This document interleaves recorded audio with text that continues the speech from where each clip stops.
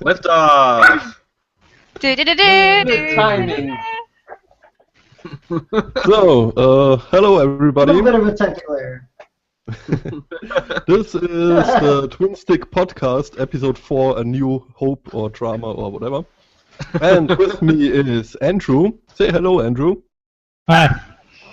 Billy. Hello. Okay, Cody. Hello. Sorry, the dog just got home, so she's gonna bark. Yay! Next contributor. The dog was already on the podcast once, if I'm not mistaken, so No, probably nice to have him was. back. Greywolfe Hey there, folks. and Trisha.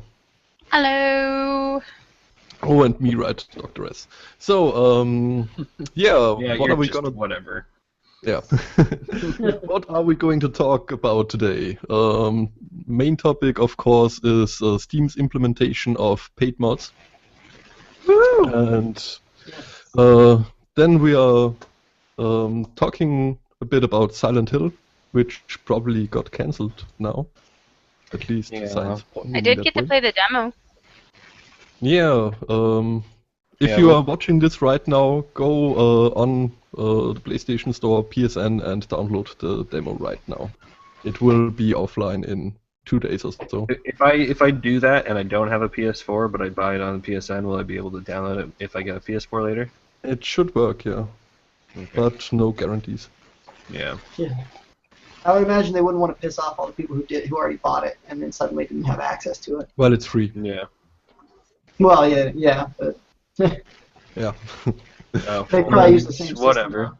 Yeah. Yeah, usually if you bought something once, you have access to it, even if it's not longer available.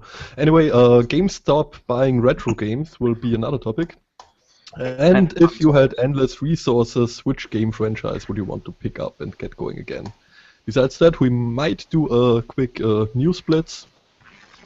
And then we are gonna talk about what games we've recently played, and that's pretty much it.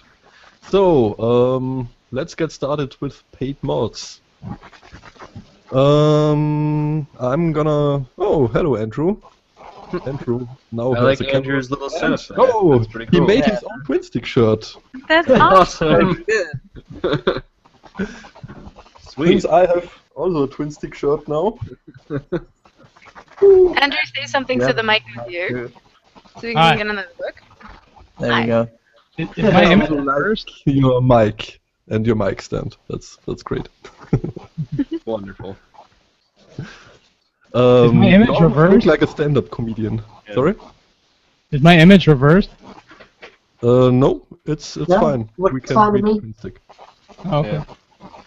Alright, so paid mods. Yeah, paid mods. Flying Really? mirror on my side. That's weird. So who here is not a fan of paid mods? I wouldn't say Well- I'm not a fan. I just have issues with them. But they're not issues that are going to work out, so, you know, there's very little I can really talk about. Mm-hmm. Okay, Andrew, what's your stance? I liked your article for starters, and I agree with most of what you had to say. I guess it just depends on the implementation. I don't think people charging $99 for I don't Yeah. remember what it was something ridiculous is I'm rich, something yeah. that's gonna fly. But yeah, I certainly feel like a lot of the modders who are putting out good content deserve something. Trisha, your stance? I'm not against them. I know that people need to start somewhere. I feel that if a game actually or someone really enjoys a mod and gets the opportunity to sell it and make a profit, it's getting their name out there. It's something that they can actually refer and say, hey, I made this and I actually made income off of it. I mean, a lot of games start from mods. It's just how they grow. Yeah, I mean, like, look at one of the most popular genres out there on PC gaming right now, MOBAs. Like, without the original Dota mod, we wouldn't have that genre at all. Like, Okay, now here's a question I have for you though. With the paid Before mod, you ask the question, okay, just so everyone knows, Billy, Cody, and I, we all share pretty much the same view, and that's we kinda appreciate paid mods, but maybe they need some work. But let's continue with the discussion. Okay, so here's my issue. That I'm going to play devil's advocate for a second here because I am okay with paid mods. But here's the issue. You said that like things like Dota and games like that have all sprung forth from mods. But now that they're paid, are you signing an agreement that says that anything you make with that is the company's? So if you make a mod in Skyrim and then suddenly you spin it out to your own thing, do you owe them royalties, or do they own the rights to that idea because you made it now? That will be. If you sell it? Yes I don't and no. I don't think all of those details have been put out yet. A lot of that still needs to be worked out. Yeah, but at the same time, like, you know, whoever made the first-person shooter, you know, they probably charged money for it, and they could have, you know, claimed rights on that, but, you know, we allowed people to, you know, build off that idea and create new things and move the genre forward in different ways. I feel like if that's not the stance they take on that, then this is going to fail super fast, right? Because we need to be able to start with ideas and then go, oh, that inspires me to do something else. Like, it's completely different, but I would never have thought of it with that. And it's like patent fishing, right? Like when big corporations go out and buy patents. I think it'd be really awful if we started getting into that from this. Yeah, the thing is, if you create a mod and you sell it on Steam, then the publisher of the game you created the mod for has pretty much all the rights for it. Oh, there you go. Okay. They can include the mod in a package like they already do with the first wave package you can get for a bit less than if you buy every single mod separately. And there was a strange thing on the Steam article about it. You could in theory sell keys which give you access to other content. Now, I'm not 100% sure what that means, but from what I understand, you could, in theory, make lockboxes, which then unlock mods that are available for pay. But then a certain amount of money goes to the guy who made the other mod. Kind of like they're doing with the Dota 2 items, where you can get a lockbox, you unlock it, and you may get a community-made mod, but then that modder's going to get some cash out of it. Yep. Yeah. Okay. And that's another thing I want to talk about. Like the Dota 2, they've already been doing this with Dota 2 for a while. Absolutely, and they take the same amount of cut, and it has been great. But and with them taking 75% out of Dota, it makes sense a little bit because they own the game. It is their game. I don't really. I couldn't really see it at first with them taking 75% out of Skyrim things because I thought it was just them getting the whole cut. Especially since they didn't, you know, make Skyrim or make the Skyrim mods. But since Bethesda sounds like they're getting some of the cut, I'm a little more okay with it. Yeah. You're talking about in your article, right? Background information if you haven't read the article I've written. As it stands, Valve and Bethesda both get 75% in total. The modder gets 25% of the revenue. But the 75% Valve and Bethesda get is again split. Okay, but let me rephrase it. This is getting complicated. When you buy a mod, let's say for $1, then probably something around around 30 cents go to Valve, 30%. From those 30%, they again pay up to 5%. Just read the damn article. The point is the publisher can dictate how much the modder gets and how much they get. And in this case, Bethesda decided that the modder should get 25% and they get whatever is left after Steam got their cut. I'd like to step in and say most, if not all, of the mods for Team Fortress started as community-based, and most of the profits went towards the creators. So this was a good example of things that actually did work. Yeah. I mean, you look at, we started with hats, then we got dances, and then we got little cinematics in-game.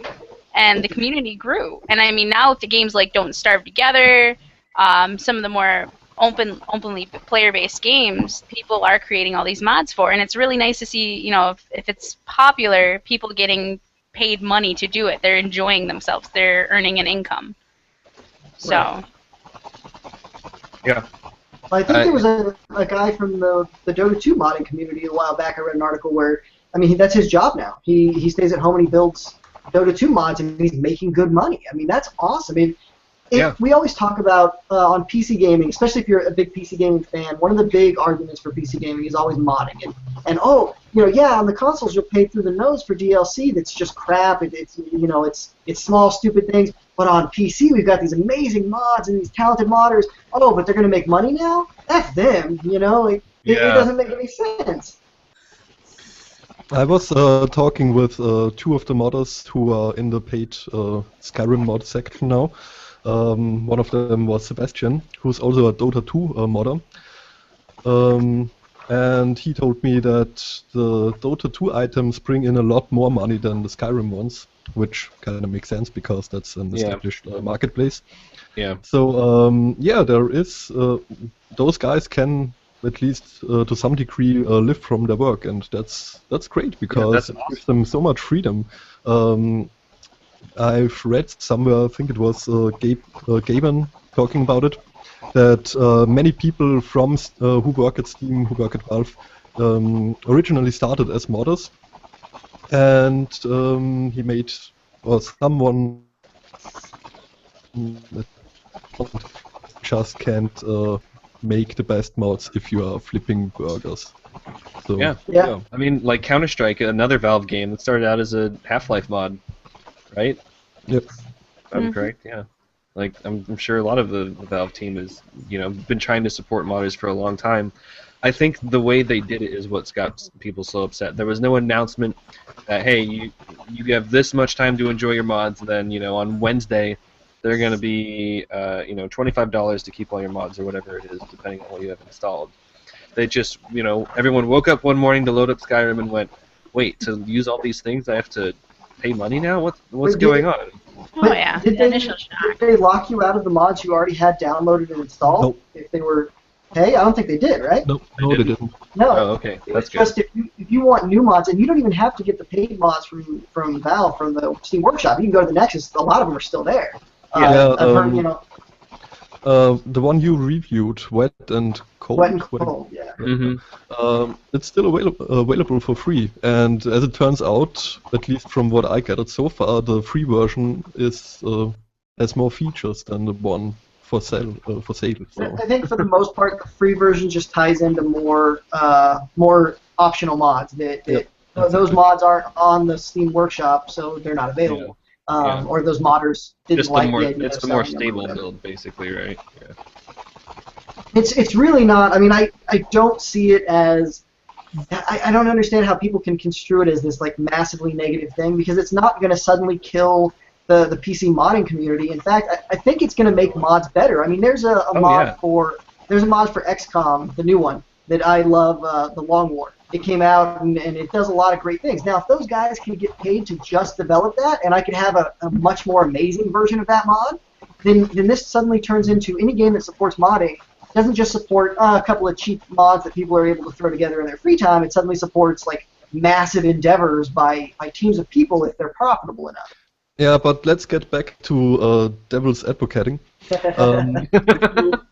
Like we established, if you open up Steam and suddenly you see 19 mods and they ask for up to $5, which isn't actually true because it's pay what you want to some degree, and you can go as low as $2.50 or something like that for the $5 one. Then especially today with all the DLC thing that's going on and pre-order bonuses and the nickel and diming and so on, you see this as an extension of this trend. Of that, yeah. And I guess I understand that. Like, people are already so frustrated with what big publishers are doing, they probably just saw that as another way to cash in. This and is don't really think about how this takes a lot of work to do. Like, modding's not like an easy flip of the switch thing. It's someone spending hours that they really deserve some repentance for, right? For doing the work that they do. But let's get Greywolfe in on this because he's not the biggest fan of DLC. So that's part of my problem. My problem is that you've just bought this game, right? The game cost $60 if it was Skyrim at launch, and so now Skyrim is a little bit broken. So let's say some guy decides that he's going to take it on his back to fix what Bethesda's done, and he fixes some of that stuff, and he puts it up as a paid mod. Now where are you? You know, it's problematic. There are lots of problematic issues with it. Valve have said that they will curate them to a degree. If something doesn't sell well, they'll just say, oh no, well, we can't have that be a paid mod anymore, or it can't earn money. There are lots of problems with the implementation. I'm not against people earning money, that's cool, but it opens lots of little cans of worms. Yeah. No, I agree with you on that. I mean, it's good that they have a 24-hour refund period, but a lot of the times you don't really discover that a mod clashes with another mod for a little while longer than that. Right. Like People maybe, who are getting refunds right now are actually getting like a community-based ban for a certain amount of time. Oh wow. From what I've been reading, somebody got a 30-day ban, another person got a 7-day ban. I don't know exactly what they're banned from.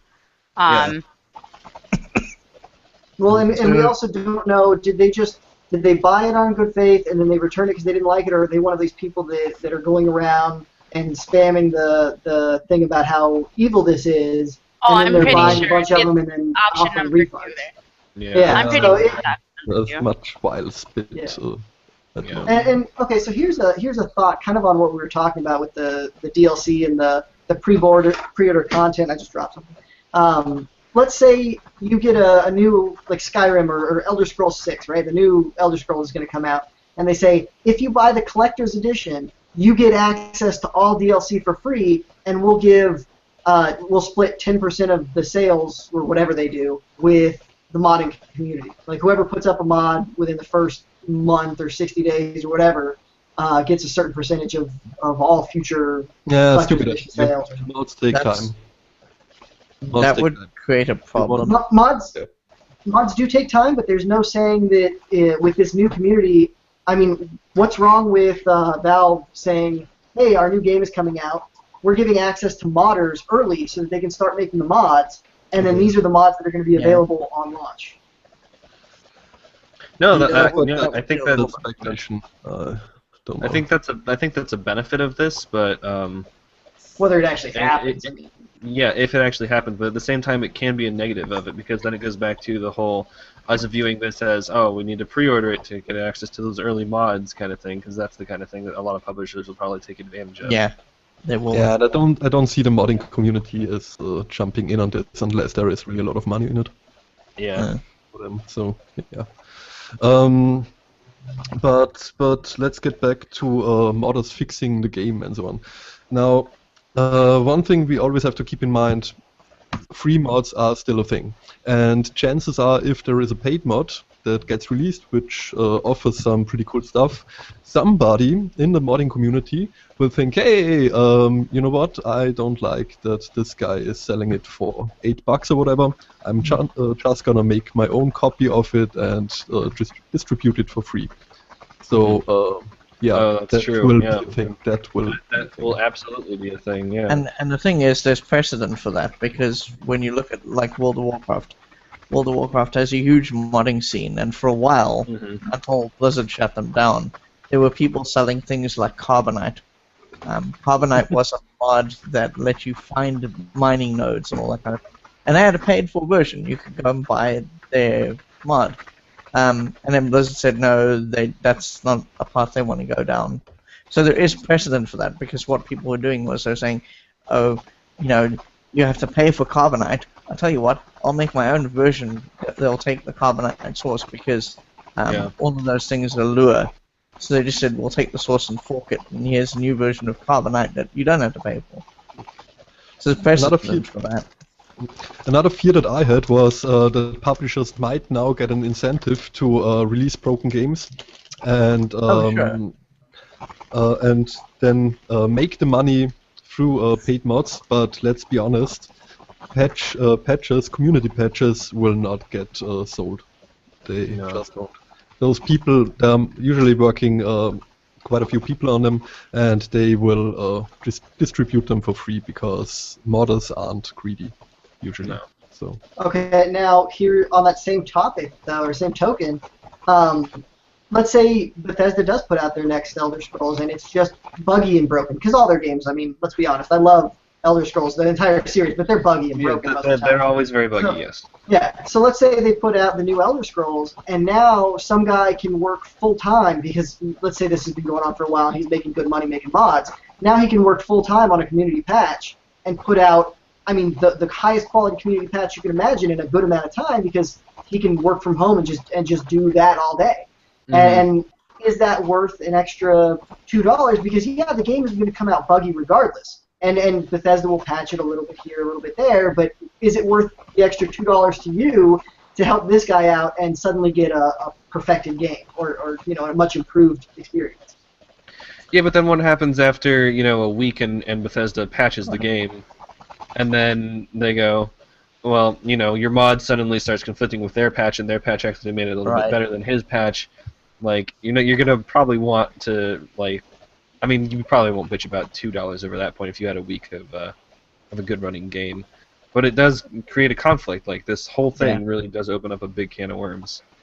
And there's a lot of different ways they can approach it, but I'm not really sure what the best way to go would be. I would like to see more control on the modders' side, like for them to be able to choose, like, you know, I want to put this mod up as strictly paid, you can't get it unless you buy it, or just put a donate button on the side like how Nexus mod does, or even do like an in-game ad for themselves. Like if you download the mod for free, every once in a while just pop up and goes, hey, you should, you know, buy this ad from me.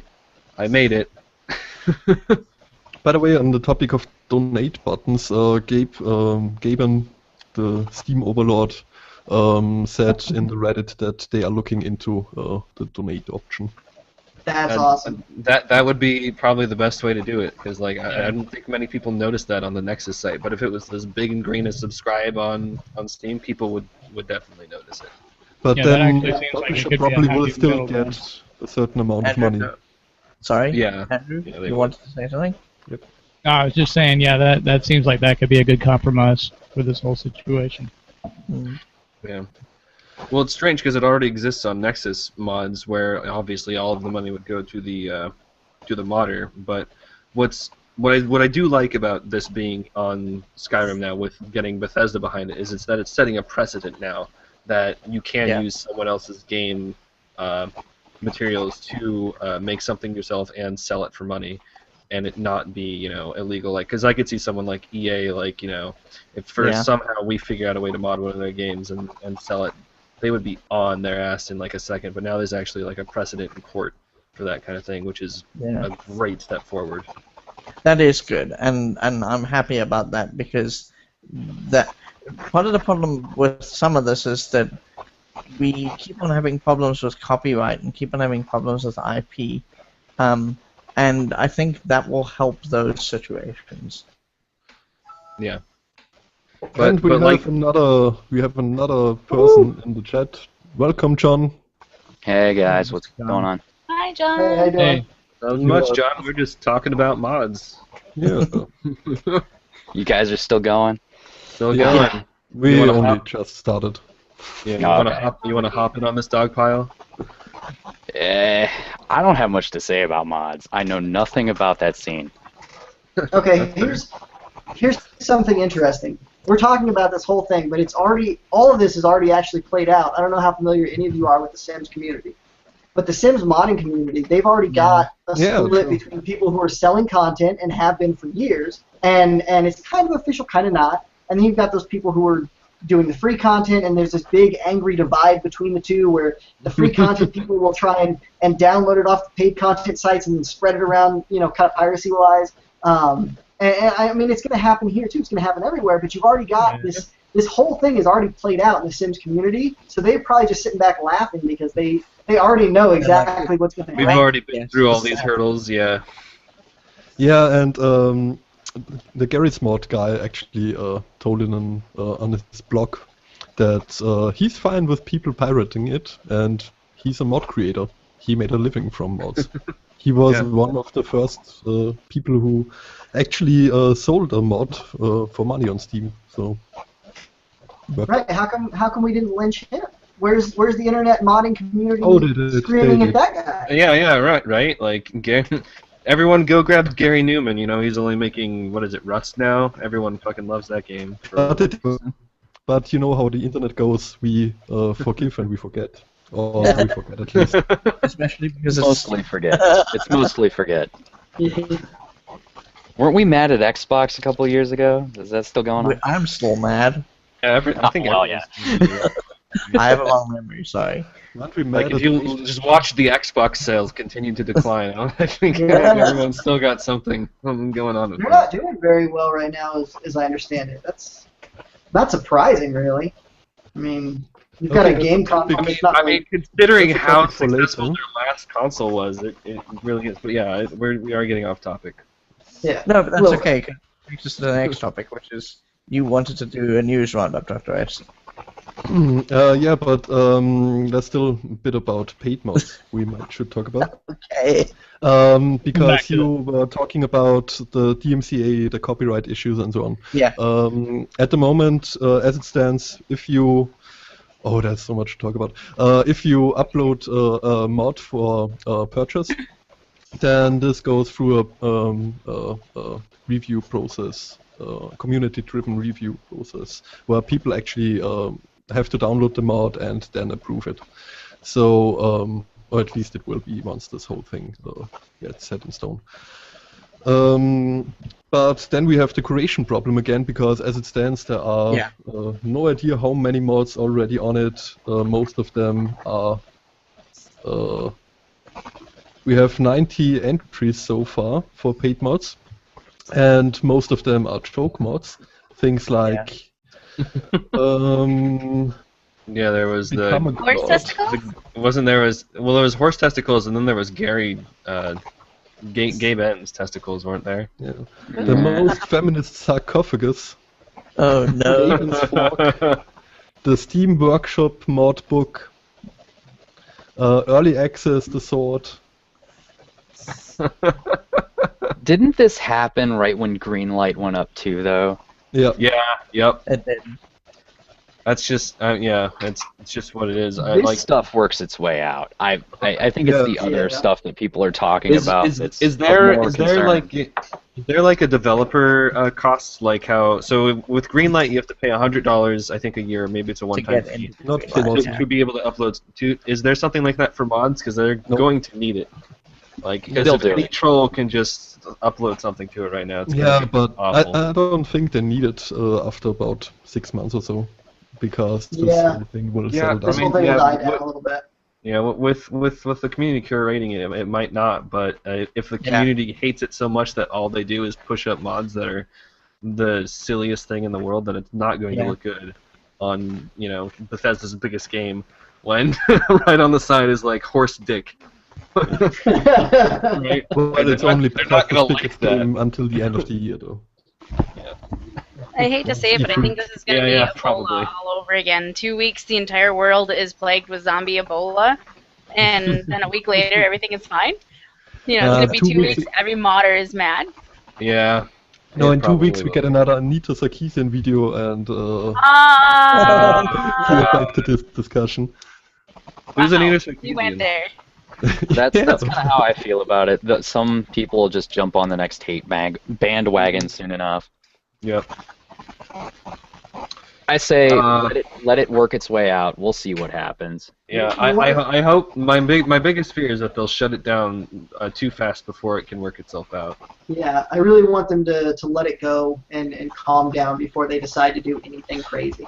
Yeah, Here's something though. You've seen this community explode just from paid mods. How much are they going to explode once this does catch on and takes off, and then suddenly there's Steam Greenlight or Steam Kickstarter paid mods? Like you've got mods that you're kickstarting as well. Like how? that will happen, that- unfortunately.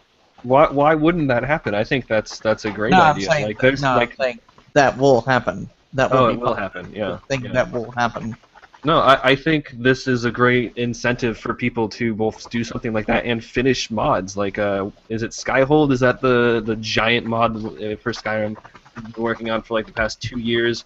And they've been asking community members to come and help out and finish it up. It's supposed to be like twice the size of the Skyrim's original game. Like, this now is a really good incentive for them to finish that.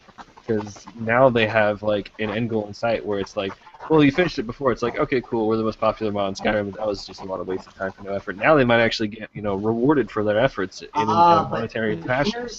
Here's where it comes in. They not only did they get help from a ton of different people that they're not going to be able to reimburse, so people are going to say, well, you can't use mine if you're selling it. But last time I checked, Steam Workshop only allows a certain file size, and it's pretty small, which is why like certain mods that are available on Nexus aren't available on Steam Workshop. I don't know if they ever changed that. I know when they first did it, they were only allowing certain size mods, and that big one is not going to go on that. Oh, that kind of stuff's adjustable, though. There's no way that if the community really pushed for it, they wouldn't cave and allow for it. Even Xbox Live had file size limitations at one point. Yeah, and let's not forget, previously they didn't make any money. Now they do make money, which gives them an incentive to really, give more bandwidth and more storage for this sort of stuff. That's true. Yeah. That's true. And hopefully, here's the big kicker out of this whole thing.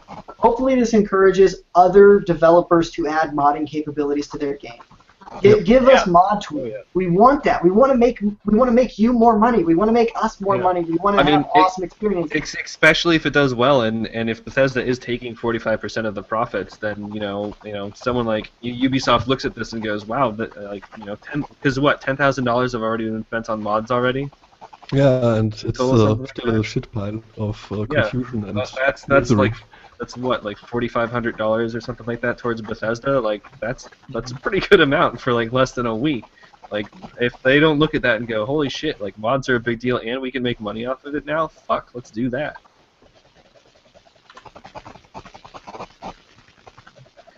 Yeah. Wait a second. Pretty sure. I've talked about it in my article, and if we take a look at it, why did Steam implement this? Steam is trying to give value to the PC platform, and in turn Steam itself, of course, or the other way around. And mods aren't something that are really viable on the console platform. We saw it with Unreal Tournament 3, but they never really went anywhere from there. And the Steam Workshop itself is still in its infancy, and it's also a pile of trash with all the auto updates and whatever. But I can see it go in, let's say, 2 years or so, from this typical Valve Steam thing that's completely broken at the beginning to something that actually works and gives consumers a great value. And as you've already mentioned, publishers will get a real reason to develop mod tools for the community and to publish on the PC. Skyrim had a 14% share on the PC platform, which is minuscule. So, and Skyrim also was fairly console-centric. If you take a look at the UI and so on, it was all designed for controllers. With stuff like this, they still make the PC. They could make the PC a priority. GTA was released 2 years later. 1.5 years later. When was the original release? Just about 2 years. Yeah. And if we take a look at GTA 4, it had a really huge modding community. Yeah. Rockstar will probably see this now and think, hey, what the fuck? Yeah. We are missing out on so much money. Let's give the guys modding tools. Let's publish this game as soon as possible on the PC. Get the modding community growing and rake in the cash because let's get Red Dead out with mod tools. Like holy shit! You're never letting that go. I know the majority of the idea is to just make money, but don't you think also that this is giving freedom to the players to say, hey, you enjoyed our game so much, why not try this? see if you can get into it, maybe expand the job market of it, see if people actually make a direction. Like, is there an underlie to this, or is this just, hey, let's make a profit, see how many people will buy this from us? No, it's well, for the publisher side, I would say it's for the it's publisher, money. it's a money thing. But for devs, it's an awesome thing. For you to go make a game, and almost anyone now probably look at it and go, there's a chance I could like make money off of this game if I like it enough. Like for people who've never tried to make mods, now they have a reason to try to do that because they don't see it as a waste of time anymore. So like any game that you make as a developer, like if you have the time and resources for it, you're probably going to want to make modding tools, or at least be open to let fans mod the game because you can also profit off of that now. And if you take a look at Cities Skylines, Cities Skylines was a SimCity clone, more or less. However, a superb clone of SimCities. And we all know by now that Maxis got shut down, and the people who worked on SimCity on the newest one got fired.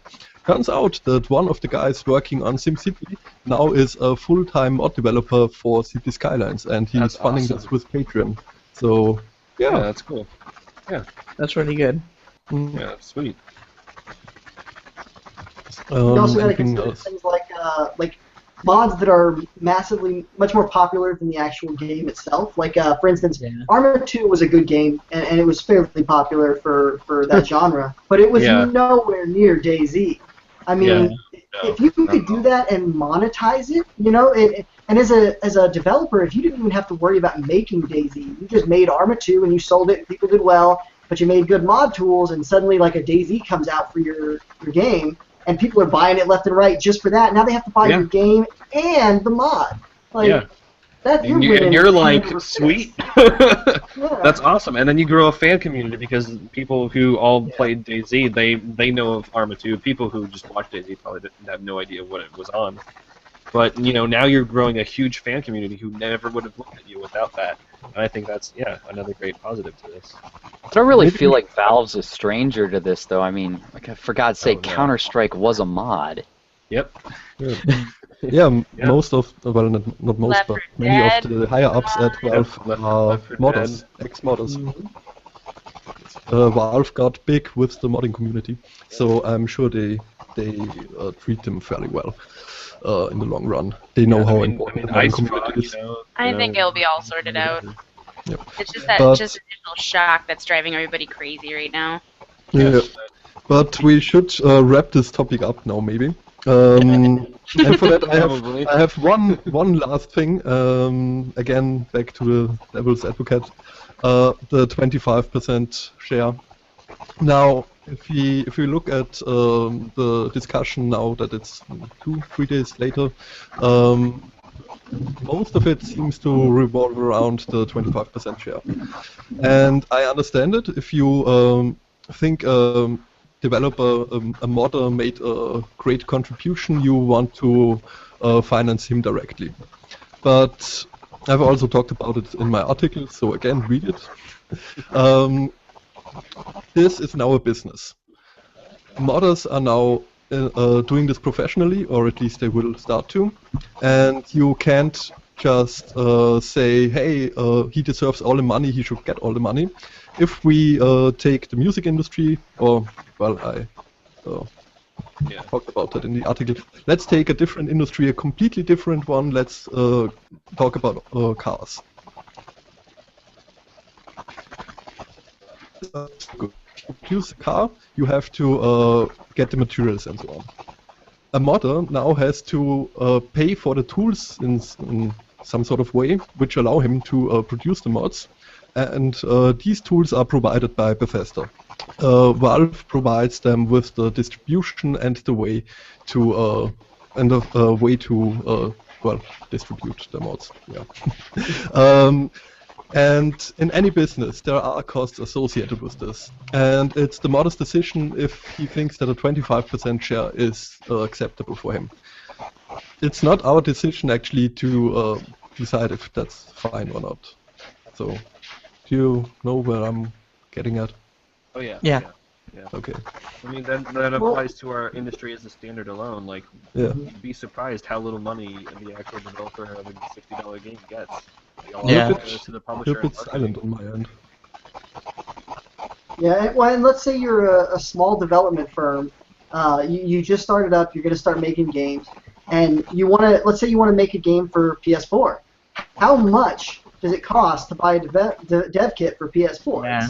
It's Yeah, ridiculous. but Whereas let's you could buy a keep it couple to copies of models. Skyrim. Let's keep it to models for a second.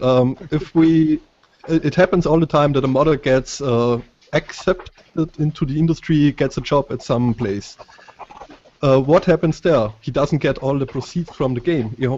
He only gets a small part of it. He only gets his paycheck. Why are we happy if a modder gets a job at, let's say, Bethesda, but we aren't happy if he gets a fairly decent share of a mod he makes for this game, of a part he makes for this game? I mean, 25% are a bigger share than whatever he would get working at the studio directly. Yeah. Yeah. I mean, so is the debate here the split? Because No, I think the debate is more about why are we angry that the modders are making some money as opposed to none. yeah, I don't know. That doesn't seem like a debate to me. If they want to charge for it, that seems fair. That seems fair. No, Okay, so the things I'm getting, especially like I did the review of the one mod, and the comment section on that, of course, already people are talking. Terribleness. Yeah, the idea seems to be that it's ruining the community. That there was some mythical, amazing community of people who were just amazing to each other. Yeah, but that's just a somehow vocal sprung out minority. of- That's bullshit. Yeah. We shouldn't And even I talk think that's about the those issue. guys. People No, just fear seriously. change naturally. I think that has a lot to. I mean, who of those people now shouting from the rooftops actually made a mod? Who really contributed in a decent way? Right. I'm sure very, very few. And Yeah. I'm sure a lot of the ones that did really good mods are gonna be willing to sell it if people want to pay for it. You know what I mean? And then if they want to do it free, they've still got the option of putting it up on Nexus. So I mean, yeah, there is a split inside the modding community too. Let's not forget that. Some modders are very opposed to the step, but they talk with each other. They don't take this to the public. So yeah, and they aren't the ones shouting "fuck DLC" and whatever. So right. Yeah. and it's their thing.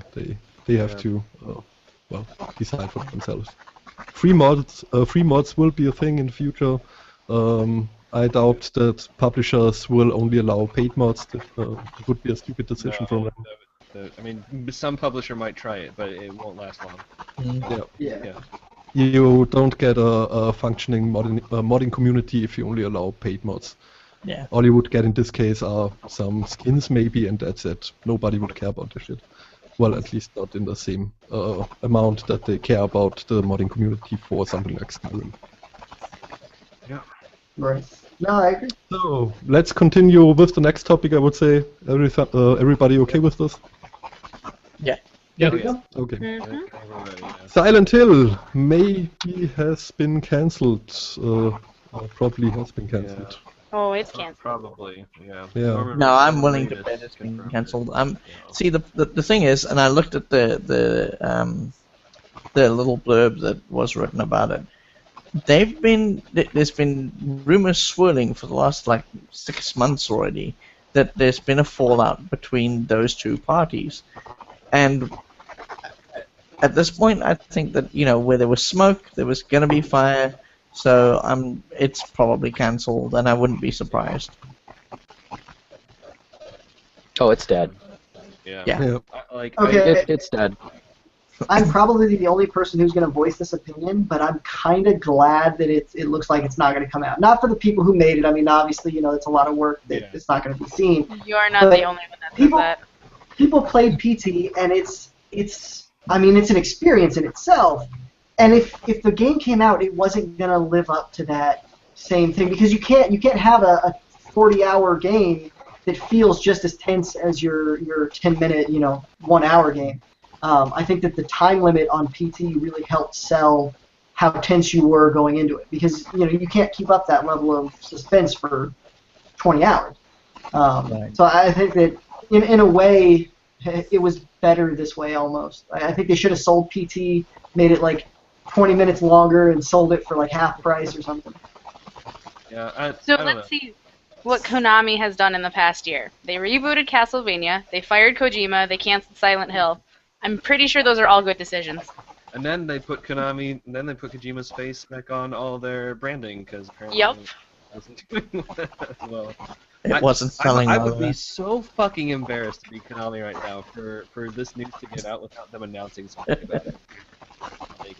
Because even if it's not canceled, then they're just going on without Norman Reedus or Guillermo del Toro. Like, no one's gonna give a shit at this point. They're just gonna be like, oh well, we all thought it was canceled, so we just we lost our support, so like we don't care anymore. Like, at least the general public more than likely anyway. No, it totally sucks. Yeah. It's a nightmare scenario. Right now, they're dealing with too much shit with Kojima anyway. This dude's gonna leave. How much of his team does he take with him? Does he take much of them, some of them? Some of those people are probably long-time Konami employees, and they're not just gonna root up and go. So that's that question. Then, who's ever's left, is that enough to make a game? Yeah. So do they keep soldiering on with Silent Hill, or do they just go and make another Metal Gear like they said they were? They're going to make another Metal Gear. It's going to sell better than Silent Hill would.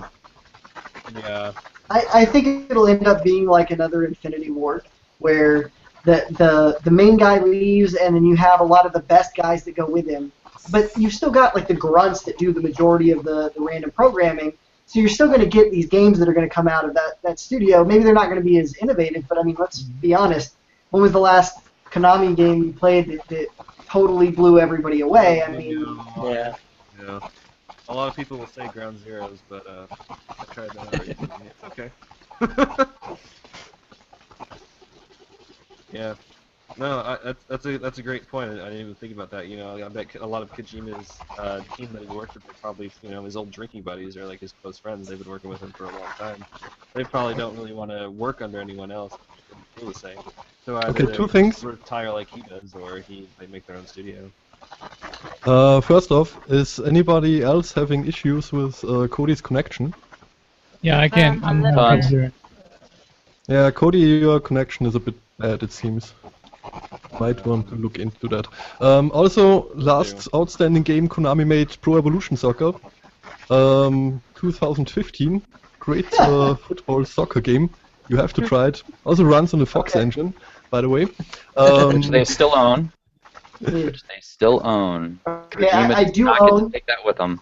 Yeah, I do own Pro Evolution Soccer 2015. So I will say that game was On the PS much better than it could have been. on the PS4? No. I think unless I'm thinking of 2014, I think I owned it on Steam. Oh, okay. Yeah, I think there is a Steam version too. But if you would have had it on the PS4, we could play together. Yeah. Can I just say that I want Konami to come out with a new Dance Dance Revolution?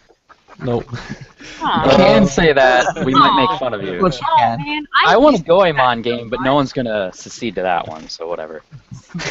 What's I the want a new Monster Star Wars Ranch dancing game? Star Wars Is it? Kinect 2. Isn't Goemon like the what Go Rangers is to the Power Rangers? I mean, it's like Hmm. like No. the knockoff No. of the knockoff. That game for the 64, Mystical Ninja. Do you remember that? It was kind of like Vaguely. Super Mario 64. Yeah, vaguely. The dude with the blue hair and the pipe. Yeah. They abandoned that franchise a long time ago. But back to the topic about Kojima leaving Konami, wasn't there already talk about his team actually being only freelancers now? I'm pretty sure everyone on the Fox I think team, there was something like that, yeah. yeah, I think I'm pretty that sure was- everyone I don't know on if any of that was ever basically confirmed. fired, Yeah. only working as freelancers. See, Might the matter. thing is that all of this has been rumor mill stuff. Like, for the last, Yeah. like I say, 6 months, there's been these swirling rumors about what's going on between the two parties. And the problem, like I said, is that my feeling is that where there's smoke, there is fire, and so he will probably walk away from Konami, and he will probably take most of his team with him. Yeah, and honestly, are we upset that if he does leave Konami? Like, does it matter where he is? If you like Kojima's products, you're gonna like Kojima's games, whether he's at Konami or whether he's at some independent studio. And it might be better for him to get away from a giant budget. You know, like have him go make an indie studio, make a game for a quarter of the price, and see if he can still make a game that's not mostly cutscene. But I'd be interested to see it to end. So shut up. Oh, it won't end. They'll still pump out like the generic like Metal Gear Solid. Yeah, but 27. what is Metal Gear Solid without Kojima's It's perversion? like Halo Let's without put it that way. It is Metal Gear Halo without Solid? Bungie. Can you imagine That's a similar Metal Gear Solid situation, where there though. aren't naked women or semi-naked women? Wait, what happened? Can you imagine Metal Gear Solid where there isn't a photo mode where you can photograph semi-naked, were they semi-naked? No idea. Women and make them moan while doing so? I mean, I've I spent don't know if at that was least an something that hour was in needed this to be mode. in that game, though. I mean, It needed to be in the game. I mean, It was at his personal request. This yeah. had to be in mode. Kojima is the master of brain fucks, period. Metal Gear Solid without brain fucks wouldn't be Metal Gear Solid in my case, in my opinion. Then again, I'm the Metal Gear Solid part I enjoyed the most was the second one, so I'm pretty alone with that opinion. Well, that was the most twisted, so there you go. It's also I'm going to the be most right back. hilarious, too. Apparently, Like, ESPN is streaming Heroes of the Storm live, and I need to check this out to see if it's real. they are. Okay. They are doing Okay. that. Yeah. Okay, so Xbox sales. Turns out the Xbox is losing ground again. Sales have dipped quite a bit. Does anyone have a news article for this open? No, but I can get it. Hold on. I did have it up like a few minutes ago. And then I started closing things. I was like, oh, well, we're not going to need that. Yeah, we're not going to talk about that. Okay, so anyway. I got it up right here. Anyway, Xbox sales are down. I think it was 20% or something like that. 20%, yeah.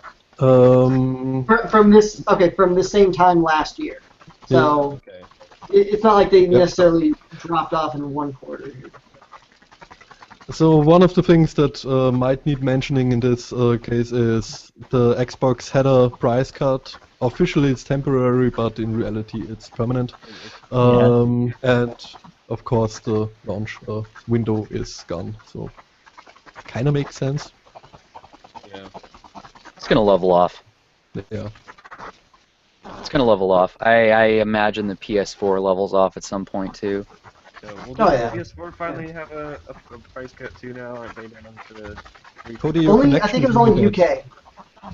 Like there was a UK price cut, but officially it's temporary and it's only in the UK as I understand it for the PS4.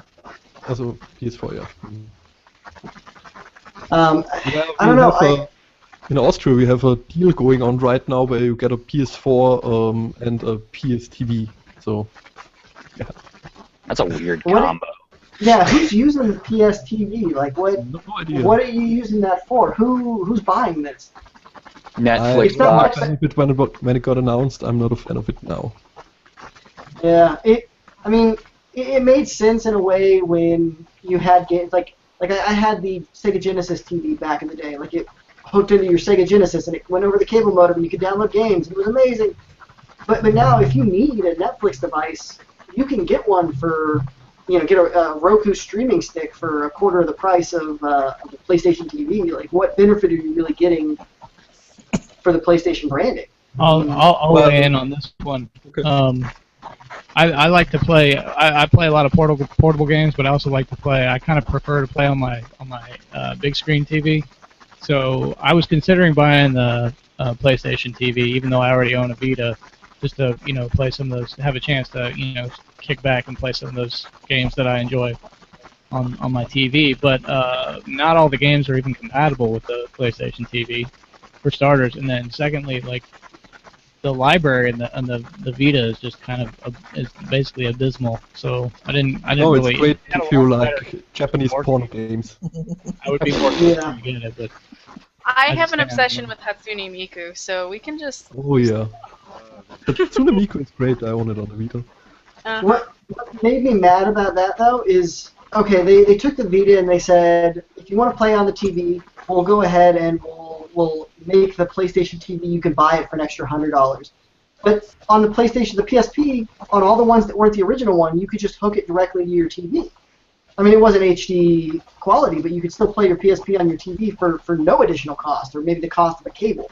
And then suddenly they were like, oh, for the Vita, yeah, we're going to leave that out, but we really want you to buy PlayStation TV, but we're not going to have everything compatible. So, again, Can't why? you hook up your Vita to the TV? No, there's a rumor that the new model would have an HDMI out, and then I think you're talking about a cable for the Vita. That definitely, or the PSP. That definitely Yeah. existed. I've seen those. Oh, yeah. Yeah. Everything but the first model, which is the one, of course, that I had. Oh, good. Cody, could That we brick. pause this conversation for a short amount? Cody, can you say something? I'm saying things. How do they sound?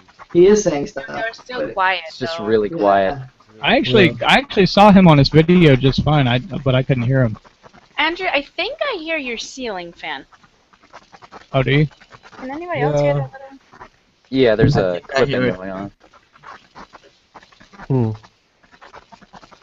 Well, it wouldn't be a Twinstiq podcast without technical issues. So. Technical difficulties. That's fair. That's Now true. I'm gonna start sweating though. Put a fan in front of you. How's that sound? It Still sounds- going. No, it's still there, so it wasn't your fan then. I assumed, Wait. honestly, that it was somebody's dog. It No, sounded I like I a have no idea dog what that sound panting is. for Yeah. like 2 hours. No, but the Android fan is still spinning, isn't it? Get it some water. No, It well, just takes time. It's winding down. Get some water for the fan. Andrew, sacrifice yourself for the podcast. We need the views. Stick your hand into the fan. Jump up there and get your head in it. Put a Be cat like toy a on it. cheetah. You jump. Yeah, Kuka. hold on. Kuka was You it. So have- unsatisfying. He just puts his hand up there and it just stops and it's perfectly fine. Yeah. Oh. Okay, But the noise so, continues. Should we Also, continue? while Trisha? we're in this little break, I'm going to mention that ESPN is now streaming the Heroes of the Dorm competition that they signed up everybody Oh, for there we go. a little while ago. That's why I found out what was going on. They're actually doing the semifinals for the 40 teams for Heroes of the Dorm starting tonight, and it's all going to be broadcast on ESPN. I don't know how many days in a row, but I'd like to say that Major Gaming has made it to television. So that's a little bit of a new concept. Which ESPN is it? ESPN, just regular, the first ESPN. I don't. Really? Yes, Oh, it's not even ESPN 2, it's just ESPN, huh? it's ESPN. That's Wow. awesome. I know, That's I fucking know cool. that ESPN was doing some esports on ESPN 3. I think it was LOL. Yeah, last year it was the International for Dota 2. If you have Yeah, East Coast ESPN. Charter, it's going to be legitimately like right there. So That's No, cool. Android doesn't.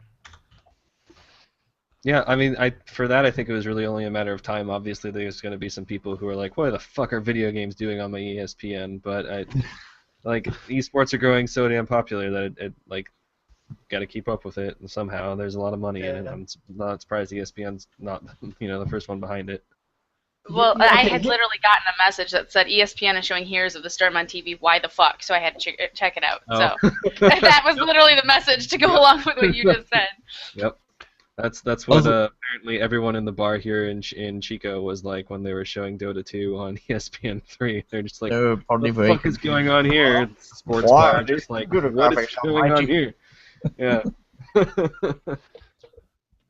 Speaking of all these esports being online and being broadcast on television and everything, I'm really surprised since the entire entertainment medium is kind of moving away from the traditional broadcast television that it's been for years, Mhm. and we're moving on to this like on-demand streaming whenever you want it, and yet the video game sports that I want to watch, where can I go watch old matches of these things that are totally legit? I mean, if I want to pay, you can do pay-per-view now for things that are streaming right now, but a lot of the content is just YouTube? gone afterward. Yeah, that's what I was gonna say. YouTube, Yeah. again, If that's you want not to see like some epic battle that's not of always legit. Claw from Halo 2 taking on down bad dudes, it's always Yeah. you know. Mhm. But I do see a point though, because how can you tell that actually happened? It's true. That's the problem. Yeah, it's not an official thing, right? Because all the Yeah. I remember when Halo 2 was it wasn't live, but it was recorded matches on USA a few years ago. Oh God. Yeah, it was pretty cool to like see it on TV and stuff. My dad was like, "You can't use the DVR to record that," but it was awesome. Right. But now can yeah, you go there's no, like- can you go watch that? There's nothing. Just on And- YouTube. Yeah, and I can go to YouTube and watch a lot of Dota matches, but they aren't going to have the professional broadcast team. Yeah. They're not going to have, and if they do, they're not legit. They're Oh no, pirated. they totally do. The Dota matches and stuff like that are all on Valve's YouTube channel. That's the official way to watch those kind of things. Same with the Evo matches. When I was in Toronto, I was watching complete Twitch and Gamecast of StarCraft 2 finals, and I have pictures of me being there, and the stage is just amazing. By the way, if you ever get a chance to go to one of them, they're fantastic. So, but no, I've actually seen them get streamed. I've seen what goes into it. It takes a lot of work. So yeah, that's neat. Yeah. Well, I think Twitch has the upper hand with all that, just because I know it's a hostile environment, just because of chat. Like just being able to interact with other people who are watching the stream, in countries that you'll never visit and you'll never fucking see their faces and stuff like that, or you be able to chat with moderators at the event. That's a huge deal. You don't get while watching, ESPN on your couch at home.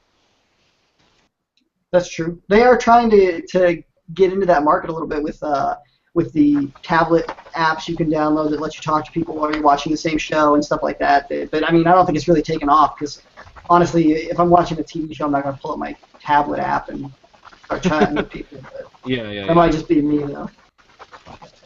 I did pull up the Valve Dota 2 thing, and they do have the entire international, which is nice. But again, it's if you tell somebody, hey, we're going to watch a baseball game, you guys should watch it. They're going to be able to find out where that baseball game is. More than likely, they're going to be able to just be like, okay, it's the whatever, this team, and they're going to go onto the TV guide or whatever they use now, and they're going to find it and they're going to watch it. But if you tell them, hey, you should watch some Dota 2 legitimate stream matches. Or Dota 2 is a bad example because it's right here, but anything else, how do you get new people into that content unless they're physically at their friend's house being shown where this is? Well, here's the opposite of that, right? Like me and my girlfriend living here, we don't have television, but when our friends when we watch the Super Bowl, because everyone watches the Super Bowl, it is a pain in the ass to find that thing online. It is way hard to do. Because they just, they're trying to keep it on television to make the kind of money because they're afraid of moving forward with the rest of the world. When I get to watch StarCraft or Dota or Evo, I'm very thankful that it's all just straight up on, it's on Twitch. That's where everyone goes for that now. That's just the go-to easy place. It's a web address. I type it in, boom, there is it on the. Click on what I want to watch. And it's good to go. I don't have to pay for anything in advance. I don't have to confirm my cable subscription.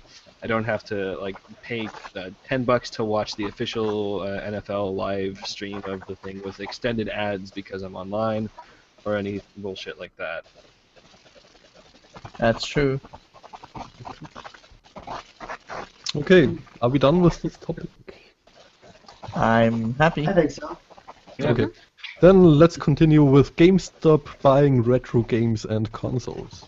Go Yes. fuck yourself. Selling them. Wow. No, sir, how could you say that? What are you talking about? That is There is, and this is my article, so I want to lead in with this. Okay. It seemed like such a good idea, and I look at this in the sense of a failing company trying to bring back a community that they started with.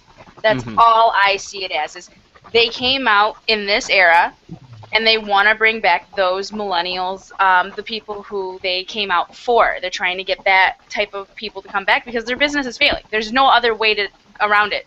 GameStop in the next 5 years is going to be Blockbuster. It's just going to be gone. Yep. Absolutely.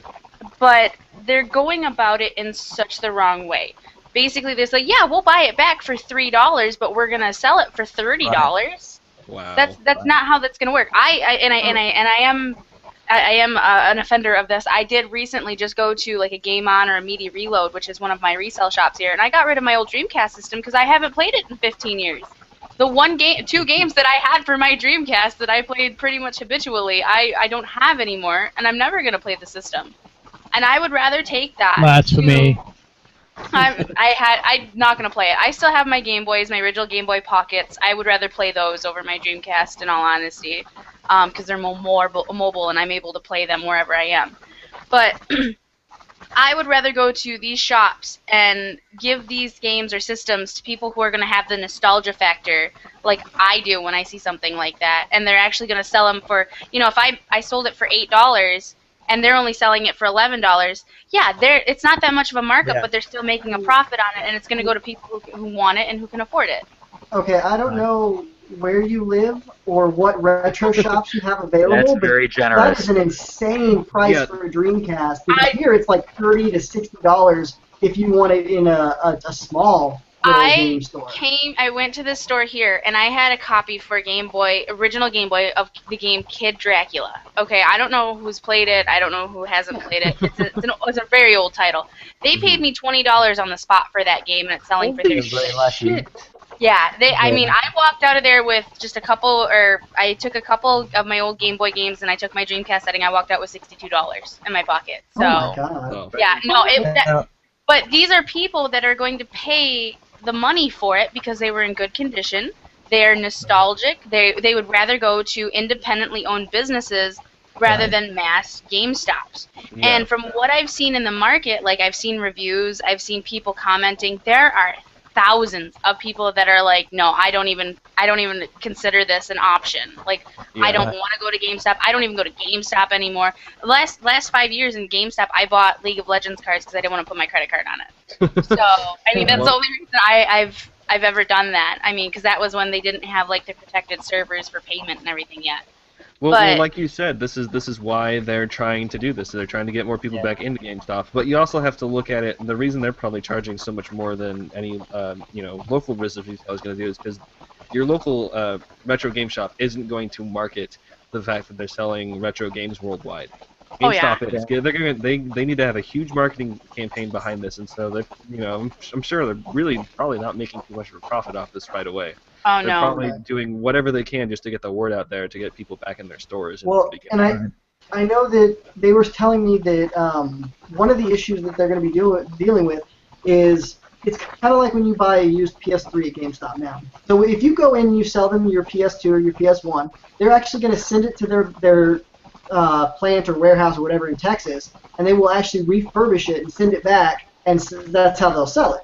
So when you buy one from GameStop, you're going to get a refurbished console, which means they're going to tell you it's working and it's good. Yeah, and then they're going to give it'll you probably probably last about as long as it did in the first place, and that's awesome. Yeah, it's much better than going to the swap meet, picking up. Yeah, you paid $20 for it, but it didn't turn on when you got home. Or maybe it worked at the swap meet, but then you got it home and it lasted for like 2 days and then it took shit. And now your only recourse is to just go get another job and buy another one or whatever. Honestly, I might do that with my GameCube. Every time I have to use my GameCube, I have to do this weird thing with the little laser inside of it. I have to take it out and put it back in. No idea why, but it will not work unless I do that every time.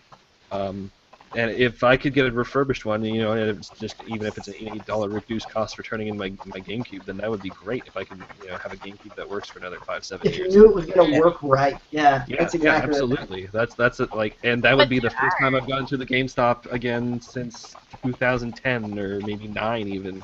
We have a buyback shop that will fix those old systems for you. We do. They're all around. And I hate to say it, but I'm not even considering GameStop as a place that I would ever get something repaired at. Well, that's great for you, but for some of us, it's not all around. We used to have a retro game shop here in town, but they went out of business because they just, the market here is too niche. Yeah. Gaming isn't really a niche market anymore, but retro gaming sure as hell is. And, the nearest retro game store is probably not even Sacramento for me. It's probably way further south. So if I could do this at a GameStop, that's way more convenient for me. Yeah. See, I have a retro gaming store in town, but when you walk in, first of all, any console they have is covered in dirt, mud, all Oh. kinds of nastiness Yep. because all they've Yeah. done is they've gone to the swap meets and they just bought whatever was there. They didn't clean anything. And if you came in and you were like, hey, can you repair this console? They'd be like, what are you talking about? Yeah, Like, just how do you do that? give us money and walk away. Yeah. Well, it takes a lot of It'd be R&D nice. it takes a lot of R&D to repair, so many different types of consoles. With when I send my Xbox 360 back to Microsoft, all they do is make Xbox 360s, right? So they know, what the Yeah. fuck to look for and how to fix it. At a retro GameStop, you've got your N64s, your NESs, your Dreamcasts, your Sega Saturns, your GameCubes, your PS1s, your PS2s. They're all fucking different. It's not like the information on how to repair them is, super readily available. It's going to take a lot of research to do. I would not expect a retro game store to do that for me. And if they do that for me, they should definitely take a good amount of my money because that sounds like a lot of work. Come visit. I'll show you around. That's If neat. you're ever in Michigan, I'll just show you everything. Now, my big problem with that is that GameStop is fighting against itself because GameStop are GameStop, and at the moment, people don't trust GameStop enough to do it properly. Like, part of the problem here is that they'll take your console, like we were saying, and they'll say, okay, here, we'll take your console from you, we'll give you $3, we'll resell it for $30. That's a huge markup. Yeah, and and that's- without that's a explaining that to the customer, they're just like, "What the fuck? No, fuck you." Like, yeah. Yeah, that does shoot them in the back. If they actually go out of their way to explain why it costs so much, because I'm sure it's because they're refurbishing every console, I think people would not be as upset about it. But then the other thing is that I think that GameStop shouldn't be giving or buying the consoles for whatever pittance they're going to buy them for. Because if the choice is for someone who knows what they're doing, the choice will become, do I sell it to GameStop and get $3, or do I sell it on eBay and get more? And those Yeah. people will go to Okay, but here's the issue though. GameStop's market is not people who are knowledgeable about the product. That's GameStop, also even true. even with No, it's used not. games right now, That is if true. you want to sell your used game for good money, you don't sell it to GameStop. You go online, No. a PS4 game, and you sell it on eBay. And you, Yep. yeah. But your mom and your pop and They she already comes know, home, your mother comes home and she only knows that, you have a PS2 at home, she can sell it to GameStop now. And she will, because she's not going to get on eBay and figure out how to use the internet and everything Pretty else. much. Yeah. Or Plus the idea of determine PayPal. which one doesn't work or not. Yeah. Right. It almost seems like a bad business model to me because all of those left behind consoles, the GameStop's going to pick up through those transactions. They're going to require more refurbishment than, say, some sort of hobbyist who'd kept the stuff that long. Right. Like GameStop's looking, I get the point where they're trying to get these consoles from people who, I kept a few Super Nintendo games around. Like, it's not going to be quality stuff. Like, the people who are hobbyists who want, I got a copy of Panzer Dragoon Saga here. Right. Who's going to take that to GameStop? Right. Hey, It's about the- that. They might No, though. no, they're not going to take it there, though. And this actually does address one of the bigger issues that, for whatever reason, never really comes up in just talking about video games is preservation of gaming history. Yeah. It's one of the hardest things to do because there's so many people It who re- look back it at last really is. generations and go, "Holy fuck, that's what we used to look like. Who could play that?" Yeah. Now there's a market Really? for people who would want to play that. Really, Thomas?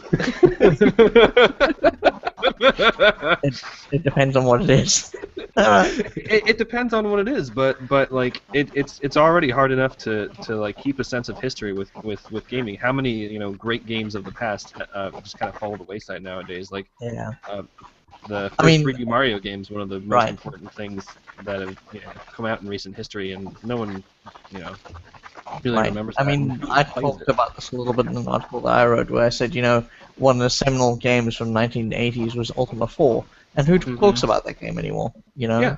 Yeah. Because of when it was released. Yep, that's it. That's the only reason why people don't talk about it anymore. And it's weird how some games, Final Fantasy VII people still talk about. But Yeah. why not? Other games of that same time era that are probably just as important, if not more, than Final Fantasy VII. Come on, Wild Arms. Where you at? Yeah, no, But I yeah, think again, ultimately- there's a lot to work out, but you go Right. ahead. Ultimately, my problem really is that GameStop is fighting with its own brand, and they're going to have problems. make Right, it and I work. think GameStop does need to work on their branding, but you've got to start somewhere. And I think that they've realized that the next generation of consoles is probably going to be most likely all digital, or Yeah. we're getting close to that.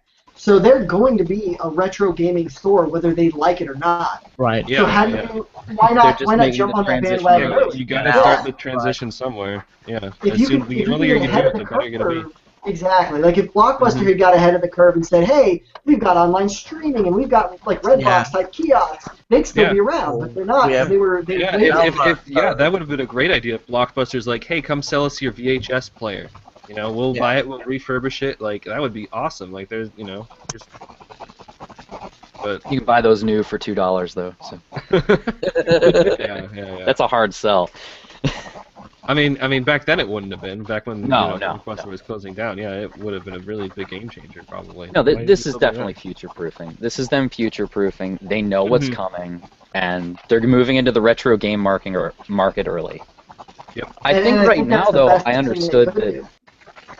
I was understanding this as they were only doing like order online, pick up in store. Has it changed? I haven't No, caught up. as I understand it, it's only in a select couple of towns, like on the East Right Coast, now. I think, the Southeast. So they're only kind of rolling it out. Like the GameStops around me are buying PS2s right now. They have got signs up and everything. But as far as selling or anything like that, it's only in those nothing. specific areas. Yeah, so they're just collecting from everywhere to get all the consoles to wherever they're going to refurbish them, and then maybe start Right. distributing them out further. Because let's be honest, if you collect 100 PS2 consoles, you may only get 50 that are in a condition really where you resellable. Yeah, yeah. where you could even resell them. Yeah, and that's probably why they have to buy them so cheap. Because like your word of mouth isn't that great to GameStop, as sad as it is. Right. Yeah, it doesn't matter if you say you're a collector and you kept it in mint condition. If they open it up and there's a hole through the cover, like there's only so much they can do. Like how my original Xbox works, because the disc tray on that doesn't open, so I tore the top off, and now to play games in there, I take the disc tray out and put a game in it, stick it back in, put the top back on. And you forget Nice. problems that only show up after some use. My original Xbox was working fine for about 30 minutes or so, and then suddenly it had some graphical glitches. Yep. So, Yeah, I've got an original Xbox I bought at a swap meet that, again, the disc tray doesn't work, so I keep a safety pin right next to me. So whenever I hit the open button, I've got to get down there and, like, safety pin it open. And it would be nice to be able to go to GameStop and just be like, here's $30, $60, whatever it is. Take it away. Boom. Yeah. All this reminds me of is when I was a wee lad. When they started introducing CD-ROMs, this is how they did it. You had a little CD caddy, and you had to put the disc onto the CD caddy, and you had to put that into the computer, and then it would read it. It was terrible. That just reminds me of that. Yeah. You were just a wee one. No, well, okay, I was a mid-sized wee one. Don't copy that floppy. There we go. Weren't there times when you would like go into the store and you literally got the code and you had to put it in yourself? Does anyone remember anything like that? Like a DRM code? No. You went into the store and you bought like a plastic package, like a baggie, and it had the code for the thing you wanted. Oh, for the game or whatever it is. Yeah. That's very long ago. That's a long time ago. Yeah. I think. Yeah. My oldest gaming memories are like Nintendo, not like, giant mainframe computers in the back of MIT or something.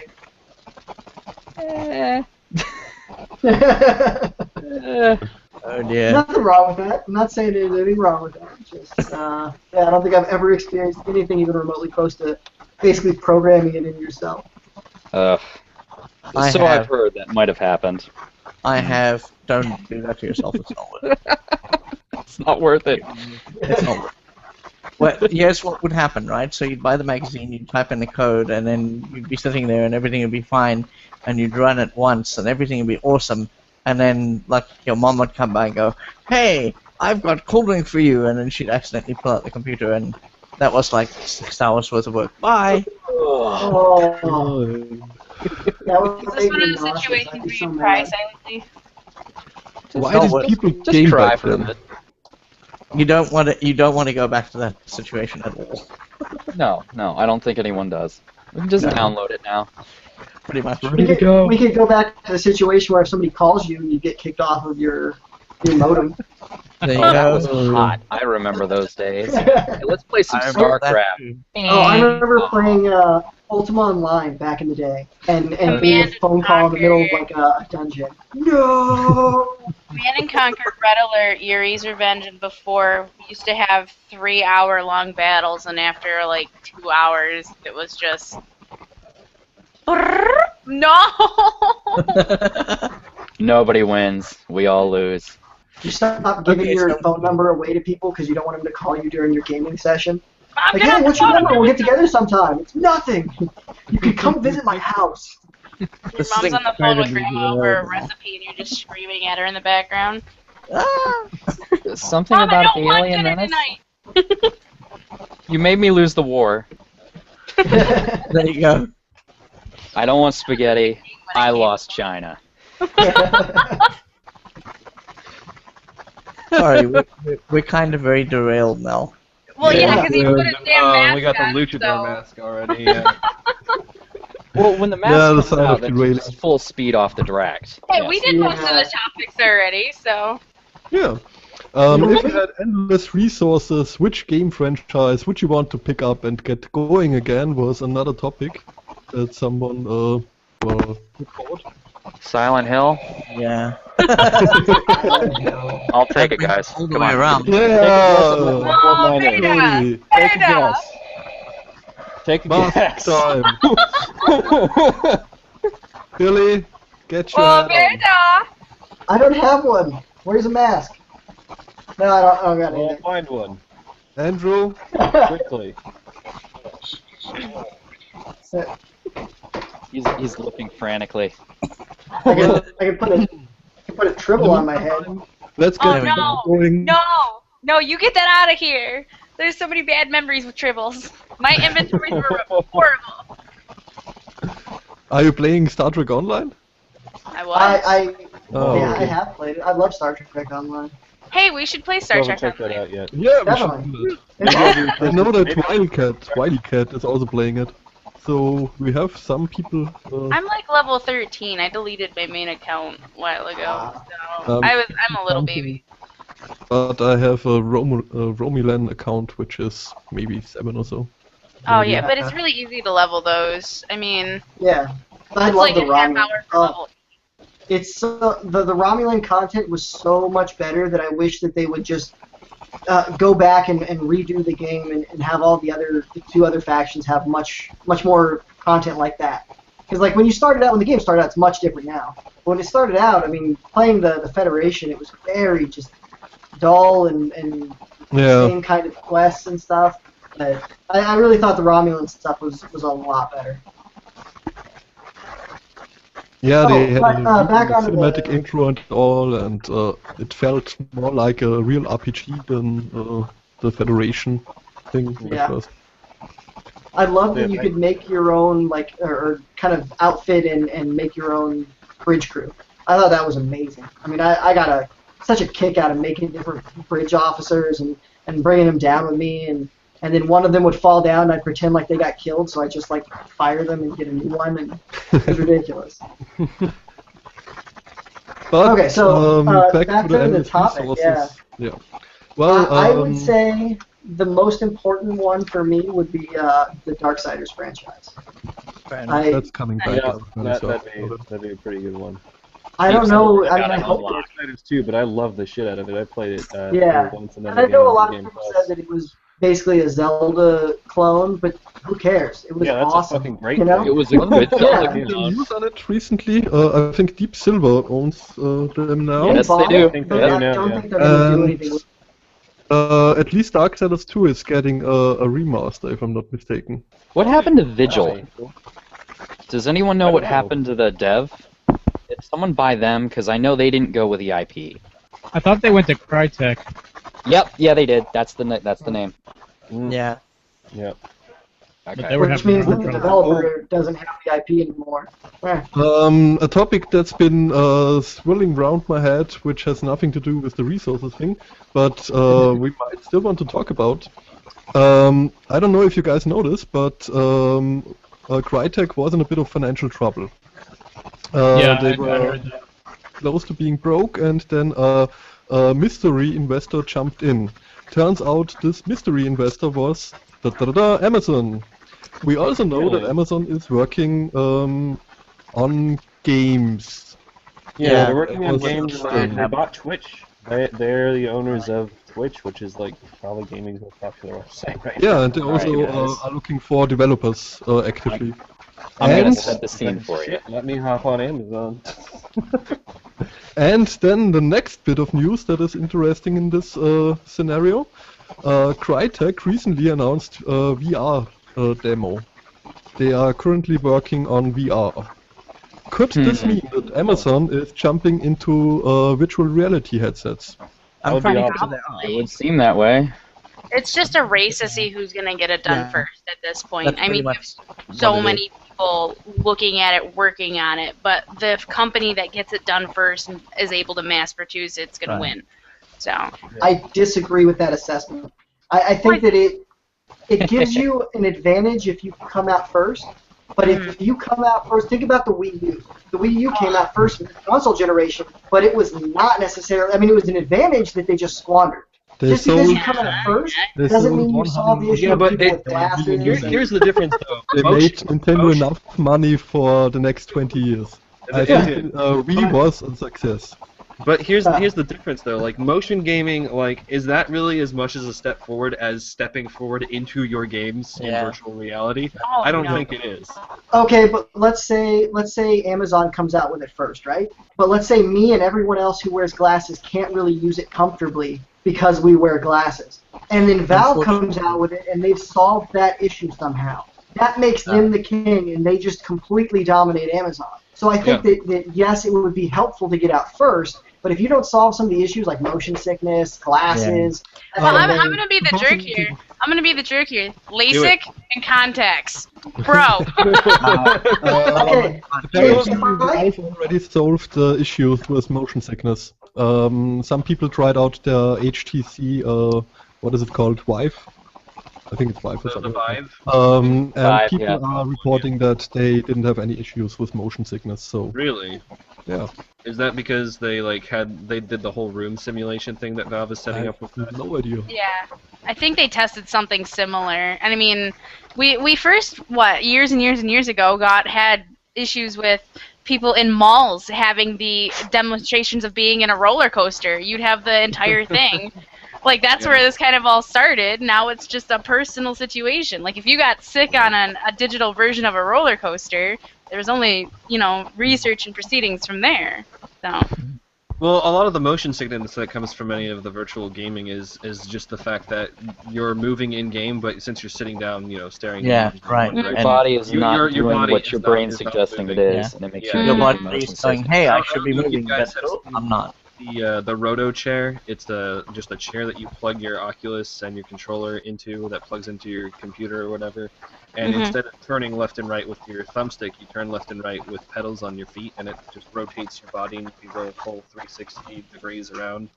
Okay. See, all this stuff sounds so awesome, but what is the cost? What is the user Yeah, end The cost? chair is only like $50, But which still, is a much better idea. Yeah, but compare it to the other the other add-on solution that they had was the OmniTrack, the weird like strap yourself in track. Oh yeah, Oh my I God, saw it's that. a Thing ball. that's like $700.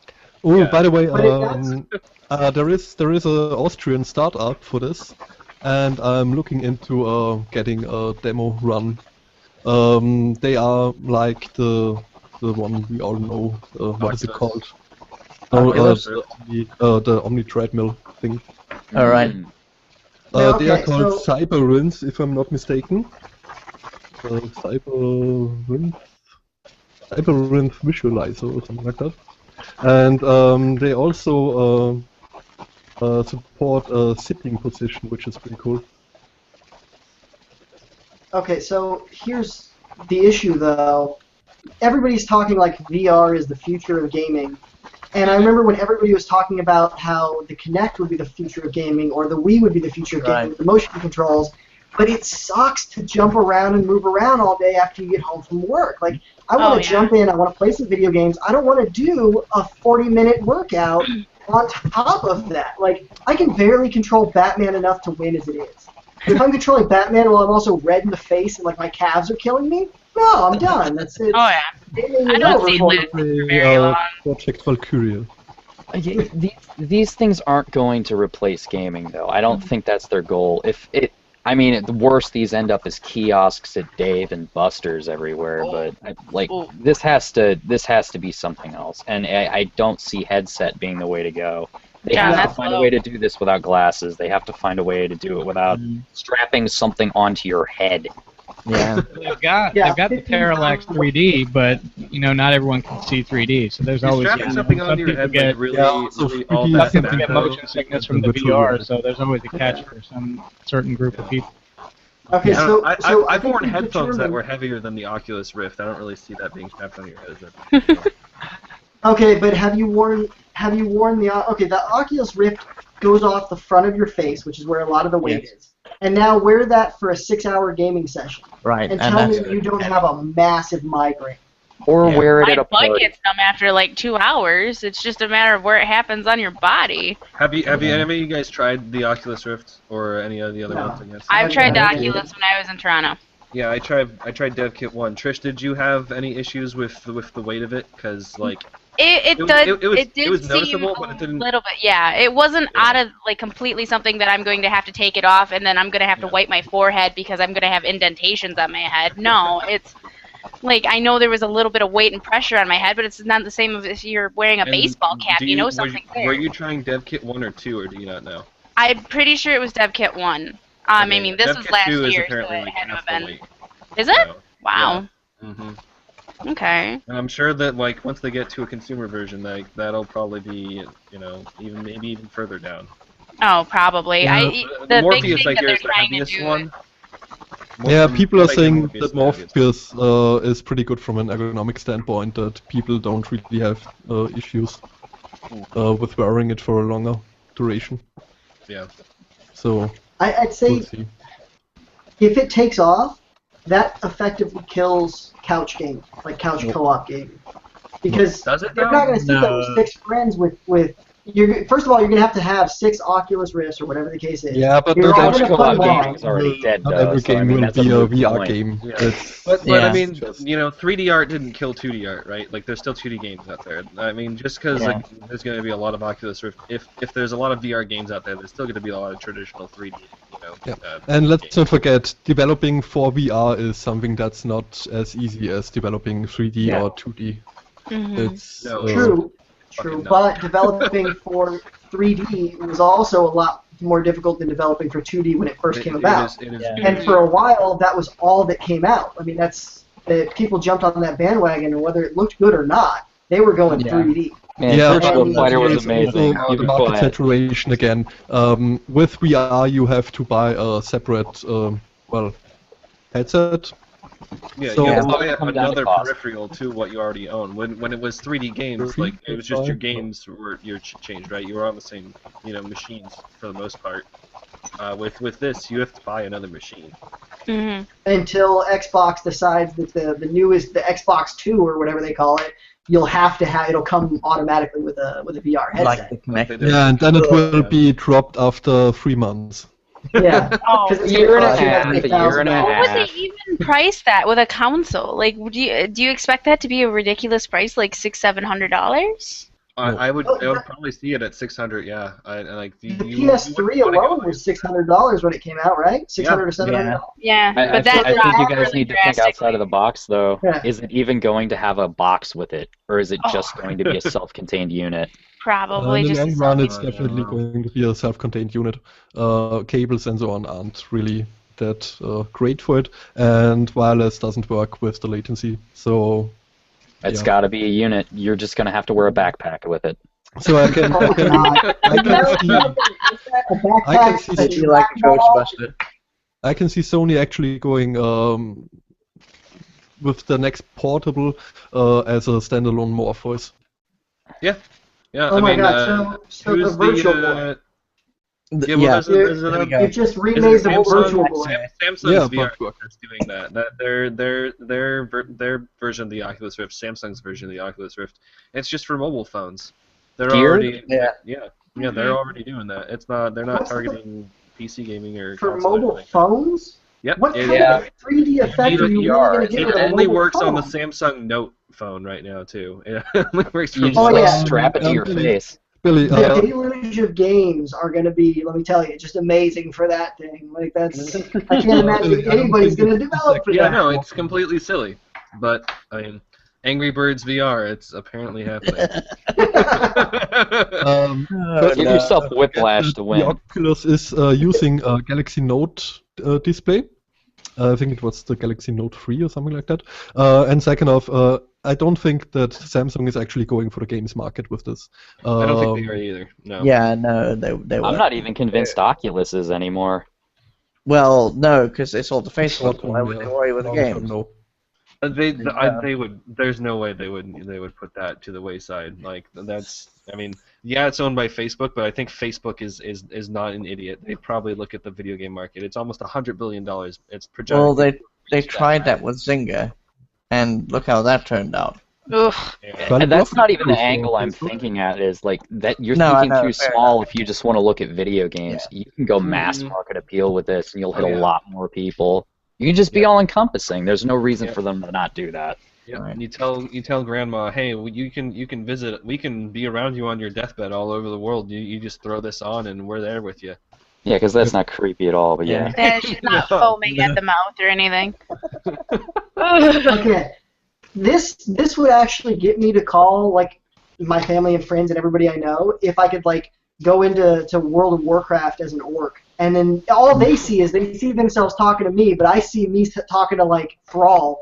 Okay, that would be awesome. I'll call you right now. You're just like standing around like playing ping pong against the wall while you're talking to your family. I believe you're looking for the HoloLens. That's over there. Yeah, that's the Microsoft thing. That's what they're trying to do with like the AR projector stuff. Well, I think that looks cooler, to be honest with you guys. I think that looks a lot cooler. Well, it's Microsoft. I like cool too, so. Yeah, well, I think both technologies are really cool. I tried a lot of AR stuff at GDC, not this year, but the year before, and that stuff got me really excited just because it kind of blends the connection between board games and video games and kind of makes them one and the same, which brings in a lot of really interesting game design questions, which I'm super intrigued about.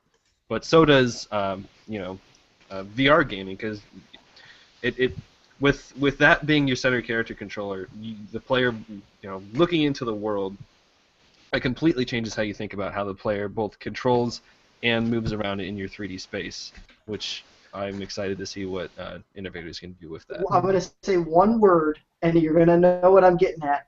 Waggle. All right? Yes, motion controls were going to be a new way for the character to interact, and we're going to have to rethink everything about how the player interacted with the world, and then you just masturbated for 20 minutes while playing a Wii game. And that's how you that was poor execution. That all comes down to really poor execution. There's that, and that's just a different input method. It's not a different controller method. Which, if you know game development, your character controller is what you do within the game. So, like in WoW, the character controller is what's controlling your person as you move around. The input you use is your keyboard as you do it. Right. And it creates a completely different type of character controller that we've never seen before, and that's the basic core thing you always play with in your games. The fact that is now can be completely different from anything we've ever experienced before is what excites me the most. But you need to use two controllers at the same time at this point, from the classification of character controller, right? So now not only do you have your looking around, but you need one character controller. You need two cameras. Yeah. Yeah. So on a character controller on a first-person shooter, there's one camera. It's stuck right on the face. It's just looking straight out, and it's not right on the face, because then your guns would be way down here, not like here. But the camera's stuck here. With this, you got to have two cameras, like one seeing for each eye. But the character I think there is a misconception about character controller here going on. So probably. Yeah. Okay. Okay, but here's my question though. Do you think that the majority of devs will take this opportunity to reevaluate the situation of their game controllers and come up with something amazing? Or do you think most of them will go with basic waggles? Like, you'll come up with it and you'll just have to do it generic. I think for a lot of publishers who just want to cash in on what they're going to see as a gimmick, they're just going to be like, "Well, throw a second camera in there and just make it, VR compatible." But I've not met a single developer who hasn't gone, "I want to try to make something specifically for this." It's just like when 3D gaming came out. Every developer was like, "That might not be what I want to make all my games in, but I want to see how the fuck that works." Right. And for a long time there was a problem with getting it right, and we didn't get it right until more or less Ocarina of Time. There was a lot of games that didn't use the control method well at all. Like, just looking at bad examples, there was a game that Sierra made called Gabriel Knight 3, which had a free roaming camera, and God, that sucked. Remember Bubsy 3D? Yeah. Oh yeah, early 3D games. Early 3D games were terrible. So there's going to be a lot of that again. There's going to be people trying to figure out how to leverage it the best and how it's going to work. Yeah, I mean, we already see this. If we take a look at early access, what was it called? Earth 20, the first person early access disaster, where they had Oculus Rift integration, which basically was just we stuck Oculus Rift support in it and we didn't bother with it in any way. Yeah. Well, day 2 GTA 5 was out. That was one of the first mods that was available. It was just someone just threw another camera in there and was like, boom, Oculus Rift support. And obviously, and that doesn't work. Yeah, because they haven't designed the character controller from the ground up. Yeah. Okay. Maybe we should get back to the endless resources thing. Yeah, pretty much. Since that was almost as long as. Yeah, almost. Okay, I start with this. I start with it. Go for it. Now, this is a game genre, more or less, not a game franchise. Racing management games, like football managers, or well, we only really see football managers, but with racing, soccer manager if you're American, or FIFA manager, and there was in the late 90s we had some games, most notably Grand Prix World and Grand Prix Manager. But recently we had only some German small-time indie developers who tried it and they failed miserably, and I think for the last 4 years or so they've released a new entry every year, and everyone was pretty much the same and everyone sucked and was full of bugs, but we haven't seen a single established simulation developer trying their hand at it. Now, Codemasters, in theory, owns the Formula 1 license, but they aren't doing anything with it besides making the racing games. There was a mod project, not a mod project, but a community indie dev team working on a Grand Prix Manager for the last 8 years or so, which still hasn't been released. But yeah, that would be something I would be highly interested in. I actually, before I started doing this Twinstiq thing, was beginning working on Unity and trying to do something like that. I have pretty much a half-completed design document for it. That's pretty cool. Who knows? Should Twinstiq die in the next 2 months or so, I will get back to it. Otherwise, I don't see Backup plans everywhere. There we go. Anyone else want to go? I have okay. The idea I have that if I could just make something is so niche that it'd be like me and 5 people that would buy it. But I have this idea. I love wrestling games and I like wrestling. I used to like it more when I was younger, but I still like it. But I dislike the fact that every wrestling game is designed as if it's a fighting game, as opposed to a cooperative thing that you're supposed to be working towards. Right. So, for instance, what I would like to do, I'd like to see them. You play your character, and before the match, you go to your boss, and he says, "Here's what's going to happen. You're supposed to lose tonight, but here's some of the big things that I want you guys to try and work in the match and have a fun match." And so you go out and you've got to lose. That's your goal. But you don't want to just lose. You want to make it look good. So maybe he asks you to talk to the other guy, and he's like, "Hey, you should throw me through a table." And so you get out a table at some point, you throw him through it, and you get graded based on how well you do. And you could win the match and screw over your boss, but your boss isn't going to be happy about that. So maybe you're the champion now, but you're also like shit can. So, you've got this thing like maybe they don't want to give you another opportunity because you screwed them over already, and I think it'd be a very interesting idea to try and make it more. I have a random comment on that. Behind the scenes. Sure. Go ahead. In World of Warcraft, on the very first boss of the last expansion, on mythical mode, you have to please the crowd. And it just reminded me of it. Like, to actually get all of the achievements and everything in that first boss fight, you have to please the crowd.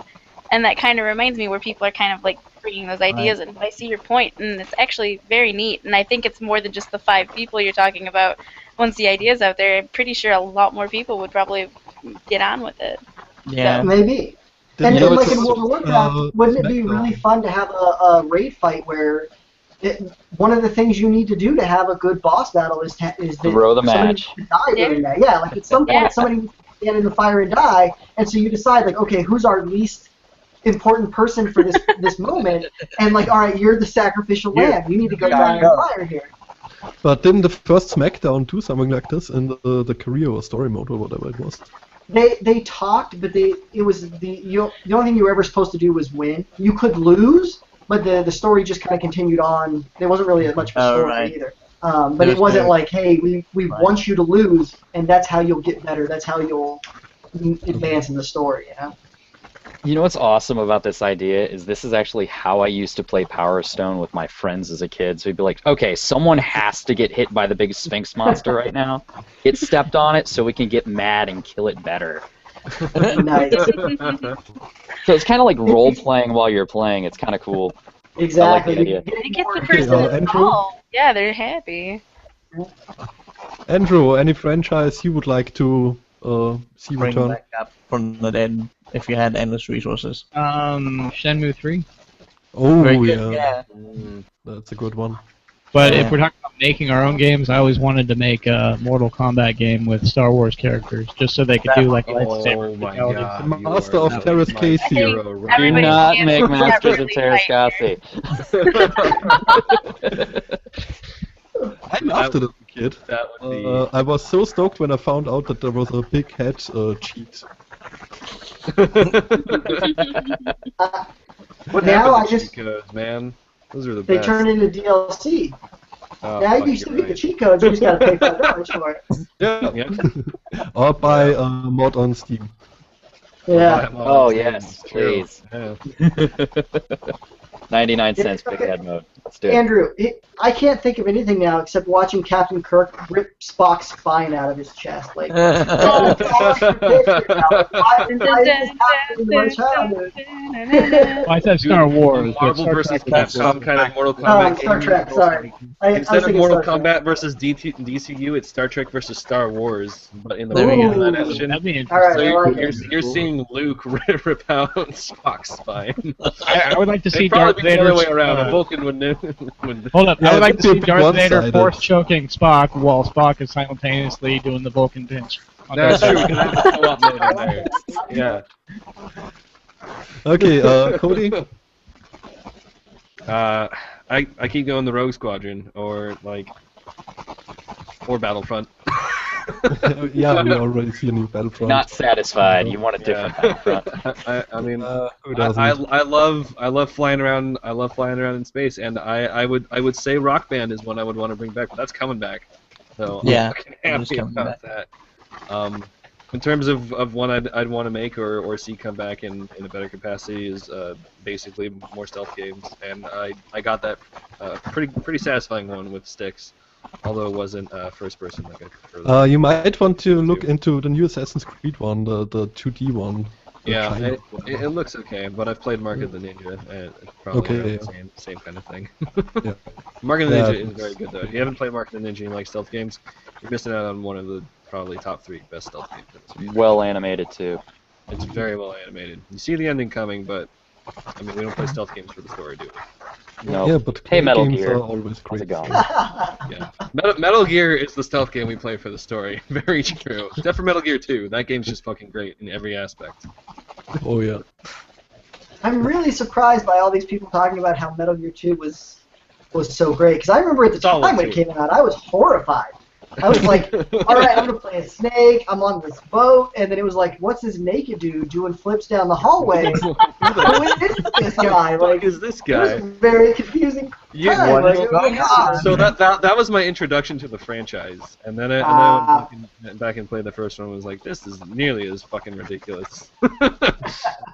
Calm Metal Gear down. 2 was actually the third one I played. I started with 1, then went straight to 3, and only then I got to play Yeah, the everyone second told me three was the best after I found 2, and I liked 3 a lot.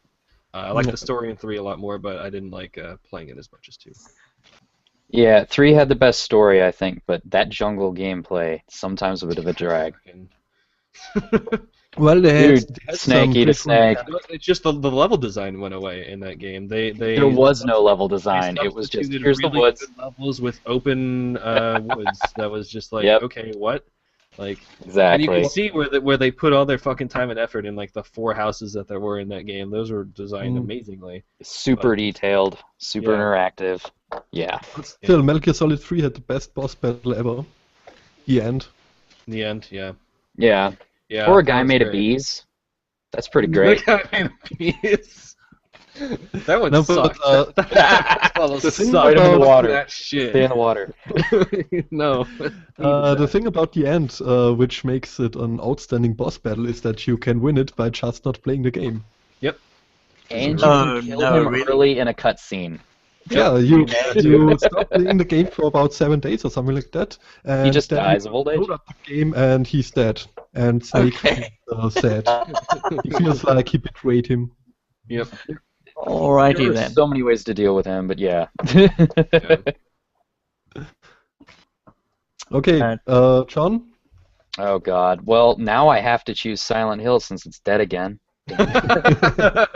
See, like he is getting all of his wishes coming I know. true. I'm Mine just got getting shot in my the shit face. back. I'm getting new stealth games. I'm getting a new rock band. I don't care about Guitar Hero, but yeah, you're losing yours, man. That sucks. Like, come on. I was like, that game sounded perfect, but Yeah. for Well, we didn't know nothing anything we about knew about it, it sounded Yeah. perfect. For all the hype, it sounded great. It's strange how PR does that, isn't it? It's crazy, but yeah, I would love to see Silent Hill come back. But I think it would be a cool first-person game, kind of like PT. But I don't want to lose combat. I don't think that's worth it. And also, I want character permadeath because I'm weird like that. That's fine. That would I make think the game character scary as permadeath hell. You should like be an leather, don't optional you? add-on for a lot of stuff because it doesn't always work. You should always be able to option out of it. But Yeah, if you yeah. want permadeath, it makes it so It- much it- more it- interesting if that's what you're into. But it Well, needs see- to be a tick box, though, like in Pillars of Eternity. You need to be able to turn that off if you don't like it. 'cause Exactly. otherwise You'll lose a Yeah. huge audience right away. Well, it wouldn't be hard to make the game that way, I don't think. Especially No. the way I'm thinking it. Like, okay, did anyone play Zombie U? Yep. Okay. Actually, no. Oh god. I only played 2 or 3 hours so Are far. you- but are you talking I about- loved that game's concept, though. It had a very cool looking game cycle, but I never got the try. Yeah. Are So, you like- talking about how where you died and like a new character continued the story type of thing? Yeah, okay. Think that, but go back to like Friday the 13th from the NES, where you have maybe 5 characters, so you only have 5 lives to get through the Oh game. wow. That would be cool. That would be fun. And each That was character, really cool. if you could get them through their specific areas, then you get the best ending. Ah, Ooh. Mm. Yeah, Yeah, that'd be that'd be that's very a good cool. idea, actually. Wait- There are rumors about Zombie U2, Yeah, I maybe want to play that. implement something like that. Oh god, Zombie U2. It was a thing, then it wasn't. It wasn't? It isn't? It might not be. Okay. I want it to be. Yeah, Ubisoft. well, with the Wii sales. Wii U sales. It should have been a PS4 and Xbox One game. Should have. Yeah, but then it wouldn't be Zombie U. It would be Yeah. Zombie Well, didn't 1. Ubisoft put all the Wii U games on hold? Yeah, they did. Well, they they did. released Watch Dogs in a completely broken state. Yeah. Yeah, But, with no DLC. Yeah, and It frame hasn't- rate dips that are just awful. I think the game has frame rate dips into the low 20 area. So, Well, that's Ubisoft for you. yep. I still can't play Watch Dogs on my PC, which has 780 GTX. Still broken for I you? love Watch Yeah. Dogs. That's my favorite no open problem, world game right now. Really? I still haven't tried it. Yeah. Out of every open world game I've played all the Grand Theft Autos except for 5, and I've played Well, all the Saints yeah, you Rows, but Watch Dogs, the story and mainly the combat was what sold it for me. The ability to go into this melee combat and guns were rare, and it was much more interesting to me than. You're talking about Sleeping Dogs or Watch Dogs? Oh, Sleeping Dogs. What the hell am I Sleeping talking about? Dogs. Watch Dogs? What? No. Yeah, Sleeping I think Dogs. that's Yeah, I was like, this sounds like Sleeping Dogs, which is really good. We should play Triad Wars together, by the way. Yeah, we should. Yeah. It's a lot of fun. Yeah, I meant Sleeping. Uh, I meant Sleeping does Dogs. this have a Sorry. co-op Watch at Dogs. Does Triad Wars have a real co-op? What's I'm up? sorry. What? Does Triad Wars have a real co-op feature? I'd imagine they call it an MMO in the email that they gave to me, but But from what I understand, it's everything not is really MMO. on Twinstiq on YouTube is all I've played of the game so far. So I still have not interacted with anyone online. I would imagine you'd have to be able to, otherwise it would be completely pointless to have it online. I mean, Yeah, well, they have the 3 different factions, so what's the point of all that? right. Yeah. I want to say that you Think played from with a the idea was that you played with a subset, like you played on a sub server that had, let's say, 15, 20 people or whatever. Probably. Yeah. Is what I understood it as. So you still had people running around, but you didn't have 1,000 people running around. You had enough that it felt like a city. Yeah, if like GTA Online, right? Or it's what, max cap 16 players, or is it more than that on PC? I think. But yeah, it's something like that would be totally fine. That's what I thought. I mean, I can't imagine they would have it just be single player. Yeah. My only issue with it though is still what makes it different from GTA Online aside from the awesome environmental beatings, which you should totally go watch my video for. The thrill. But yeah, GTA Online is it's $60 instead of free, but you get a shit ton more in GTA than this right now. And I haven't really seen what makes it different aside from driving on the side of the road. Okay. So, Greywolfe, what's your game? Okay, so my pick is a little weird given to how we know that I like Sierra games. But I've been thinking about this a lot for the last little while, and I think I'd have to go with Ultima by Origin. And the reason why I'd have to go with Ultima by Origin is because we don't see a lot of games anymore that have worlds that you can immerse yourself in, and they were really good at that. So I know Shroud of the Avatar is a big thing at the moment, but that's multiplayer. It's with lots of different people, and it's not single player. So I'd want to pick up and move with. And they're talking about it for a while. There was an Ultima 10 that was supposed to happen, never did because it was EA at that point. But if I had an endless budget, I would go with Ultima, and I would make that game. Ultima is an interesting choice. I have such a love-hate relationship with Ultima because I loved Ultima Online. But good God, some of the decisions they made for those games were just I know they were really weird whacked and out bad. crazy. Yeah. But I loved the world that they made in Ultima Online. If they could make that in another MMO, that whole idea where the moon gates, they were teleporters to different continents, but you had to actually go to them on the right phase of the moon and at nighttime versus the daytime. And it just felt like such a place that was actually, real and something that existed and something you could explore. But yeah. Oh! I have one. Okay. A franchise actually, KOTOR. Yeah. Not the MMO bullshit single player one. Yeah, that would be sweet. I would be very happy about that. Although now it would be, it would take place in the New Republic with the tie-in with the new movies. Probably, yeah. Yeah. Trish? Mine's not really. Mine's more of a concept, and it's something that I grew up with more than anything. It started off with Digimon and Monster Rancher and Pokemon. Okay. They had either the walker and or the shaker concept, where you either scanned barcoded objects for the game Oh, to yes. create Yeah, yeah. monsters. I absolutely, growing up, that was the little girl thing that I absolutely loved. I had my Digivice. I shook it. I did random monster battles. I loaded it back into my PlayStation. I put random discs in. I scanned books. I scanned barcodes. I got random That's really monsters. awesome. Like, that kept me so entertained. Yeah. And I'd like Cool. to see a modern day thing of it, like people either syncing up with other people, passing by. It's called Skylanders, dude. No, That's no, kind it's not. of that now. That's like the It's new called version of that. Pokemon But using seriously, Street Pass correctly. why aren't you doing something like this on the 3DS? I mean, it already has the Street camera. Pass.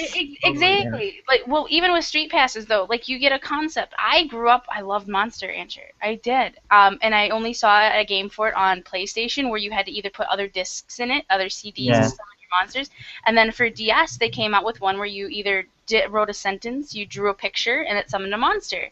Now, That's the really concept of people working together as a community, like say certain barcodes or certain monsters are only released in general communities, posting online and working together so people can have their ultimate collections Right. and stuff like that. I like the concept more than I like the gaming or franchise idea. I loved being able to see what I could summon from random stuff. No real game industry or anything like that. It was more of a concept. So.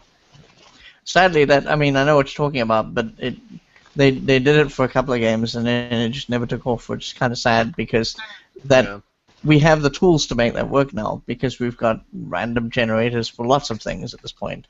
So making something like that is almost trivial now. So someone needs to go and revisit that. I had my Digimon Digital Vice, and I shook that thing, and I was so happy. I mean, I would sit there day in, and I pretty much have carpal tunnel now because of just shaking my Poke Walker. So.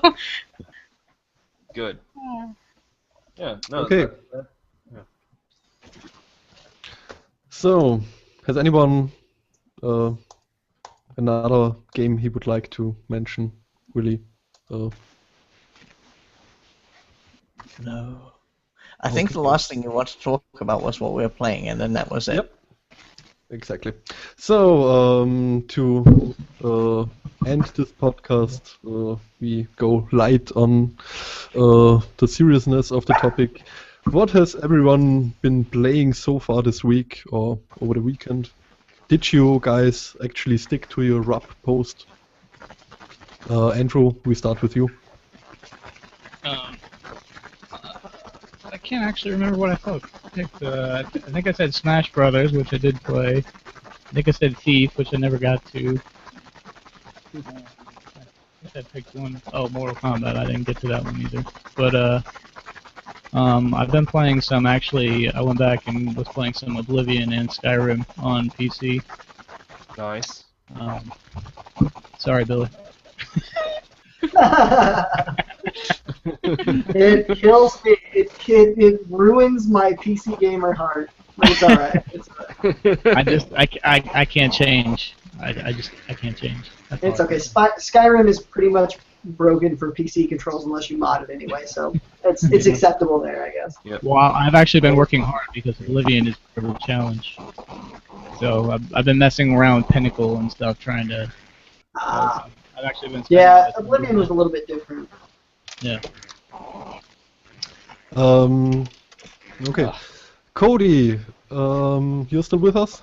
Yeah, I'm here. Okay, I'm now reading your RUP. I'll be checking out some more Triad Wars and maybe some more PvE in Hearthstone.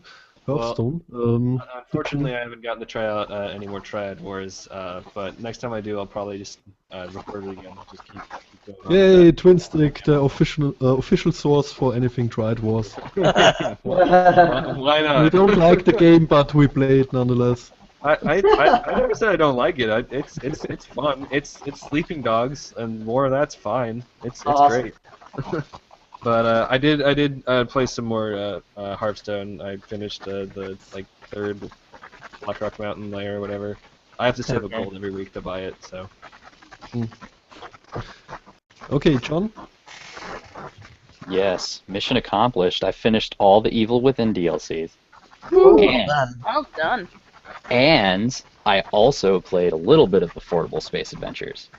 And I haven't gotten to Code of Princess because Guardian Heroes 2 can wait a little while. Tell us a bit about Affordable Space Adventures and Code of Princess. Those aren't that well known. Oh, okay. So Affordable Space Adventures is a game that's, I think, out only now for the Wii U. It's you can play it with up to 3 people, but the basic idea is the person with the gamepad has to control the elements inside of a ship. So you have to control the ship's mass, the ship's thrust. If any of these things are even slightly off, there's like enemies in the stages. They don't move around, they're just kind of like mines. If you get close to them and your ship's too hot, bam, you're done. If you get too close to them and your electricity is running too high, they'll zap you. So you have to do a lot of micromanagement of the ship's inner workings. Like, so on your gamepad, you have a heads-up display. They actually call it the heads-down display because you're looking down at the gamepad. But do that, and as you're managing that, if you're playing in co-op, the other person steers the ship, but you still have control of the lights. So you have to aim the lights around, and they have to shoot the flares if they need to hit switches. It's actually really fun in co-op. I haven't gotten to try it in three-person yet. It would be cool if I did, but, you know, whatever. I might get the chance. Sounds like a casual version of the Artemis Space Simulator, whatever it's called. Bridge Simulator. Oh, yeah, and if you've ever played Space Team for your phone, it's kind of got elements of that. That's what I was thinking of. It's kind of got elements of Space Team where you have to like frantically switch through all these things. It's not as frantic as Space Team, which is very frantic because your panels start falling off in that game. But yeah, it's kind of like that. You got to do a little micromanagement. Communication's extremely important. So it's a fun co-op game. Code of Princess is essentially Guardian Heroes 2. I mean, if you know what Guardian Heroes is, that's a game that came out for the Saturn, and it's a beat-em-up that occurs on 3 rails. So this game's considered a spiritual successor because it carries over the 3-rail system. And other than that, it's a pretty standard beat-em-up. You level up your character as you go. Has a really witty script. The game's fairly old at this point. It's for the 3DS. But I got it off a eShop sale like a week ago. Yeah, totally worth it for $15. Totally worth it. The main character is scantily clad. Would you say it's anywhere near as good as Guardian Heroes? It doesn't have the nostalgia factor by a long shot, because Guardian Heroes, that's always going to be what it is. And the co-op, because it's on the 3DS, you just can't do it as well. So I wouldn't put it up there, but it's more locatable than Guardian Heroes if you don't have an Xbox 360. Okay. That's fair. So, Greywolfe, your turn. You did mention that you would play Quest for Glory 2, The Dig, more Hearthstone, and the tail end of Torchlight. Okay, Torchlight's done, and I hate that game. Let's just. It was going so well, and then the last boss happened, and now I hate it. Quest for Glory 2, we actually interrupted what I was doing to do the podcast in that game. I'm pressing left a lot so I can build my agility up. And that's about what I'm doing in that game. Hearthstone I haven't been back into. I really need to open up the 4th wing. Because I've got to sort it out before Friday. And the Dig, I've gotten through the worst puzzle in that game, so now I'm so happy. Because everything from this point outward is mostly logical, mostly sane. So, there we go. The game that I'm replacing Torchlight with is Shadowrun Returns. Ooh, good game. That game's awesome. I'm looking forward to that. Super good. You'll love it as an old school game. I didn't play the expansion that came out for it. Dragonfall. I don't know. Yeah, I was gifted Dragonborn. I haven't played it either. Okay. I'm hoping it's good because the first one, the first campaign, I really enjoyed. Everyone says the second one's even better, which I'm just like, how? So, okay, Greywolfe, I got a question for you. Shoot. You just beat Torchlight. Do you plan on playing through Torchlight 2? I have to buy it, but I would try it, yes. Because I want to see if we learned anything. Yeah, from what I understand, Torchlight 2 was a great improvement. They blew it away. Torchlight 2 blows Torchlight 1 completely out of the water. I mean, just ridiculously better. And when you play it, let me know if you want a co-op partner, because good God, I would love to play through that again. Me and my wife have played through that several times. Me too. Well, now I know that there are dudes who I'd like to hang out with and play that game, so there you go. There you go. Definitely. Okay, Trisha. Hi. Hi. What are you playing? I've been One streaming Grand week Theft Auto this entire time we've been talking. No, I said this weekend that I was going to be playing Realm Reborn. I purchased it because it was on sale, and I put it in, played it in 5 minutes, decided that was more than enough, and started playing Grand Theft Auto. Fair enough. I literally played. I have to say more than 5 minutes. I played about a half hour, 45 minutes. Was not getting into it at all. I'd like to start playing. My fiance picked it up as well, and I'm wondering if it's going to get better with another person. But for right now, I'm just no, I can't do it. So It gets worse. does it? Yes. Everybody- The moment me and my wife quit, we were on a quest chain, and they kept telling us to go like emote at different NPCs. They'd be like, go dance with this guy, go meet this guy. fuck. And after about 15 minutes, we were like, another like emote quest. It was like a series of like 12 of them in a row. We were like, are you kidding me? Now I have to go dance with this guy? And you can't That's just do it not once. You got to do it a couple times. And I was like, no, I'm done. That's the end. Goodbye. Yeah. Thank Literally you. worse than bare asses. You have to do that in a while for like the children's quest, but it's only a couple quests. It's not. And, Hey, no, but also let's be fair now. That quest you're talking about, Trish, that shows up once a year, oh yeah, exactly. and for 3 minutes you have Whereas to this emote was to like the- 2 or 3. Yeah. Children's week. Yeah, this was on the Yeah. main quest hub that if you wanted to do the higher level dungeons, you You had to have get through to do this. that quest. And I was like, well, I'm not going to Jesus. dance at these Yeah. friggin' NPCs for 2 hours. There you go. Please don't. I just That's wanted to try it. terrible. I wanted a chocobo, and now you're making me hate my life. I hope you like it. I really do. I know a lot of people who still play it, and if you can get to the end game, it's great. It's a fun game, but I It's could that not make it process. there. Yeah. Yeah. And then if you ever want to get another character up, you've already used up all your quests. Sorry, Good luck. you're gonna have to grind it. Why you gotta be Okay. like that? So, Sorry. that's it then. Would anyone be interested in an after show, more or less? An extended podcast where we talk about some other stuff that maybe was going on. It's completely optional. I thought we we do were that- playing Grand Theft Auto, Tom. Yeah. Before My we do after show is gonna be food. Okay. Nope.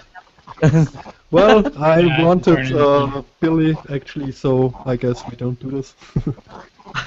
Sorry, what was the deal there? Like, what were we Damn it, gonna Billy. do? What were we gonna talk? Well, mostly really? talking about the stuff you recently did with the five-star wrestling review, the plans about the paid mods and so on, paid mod videos, reviews.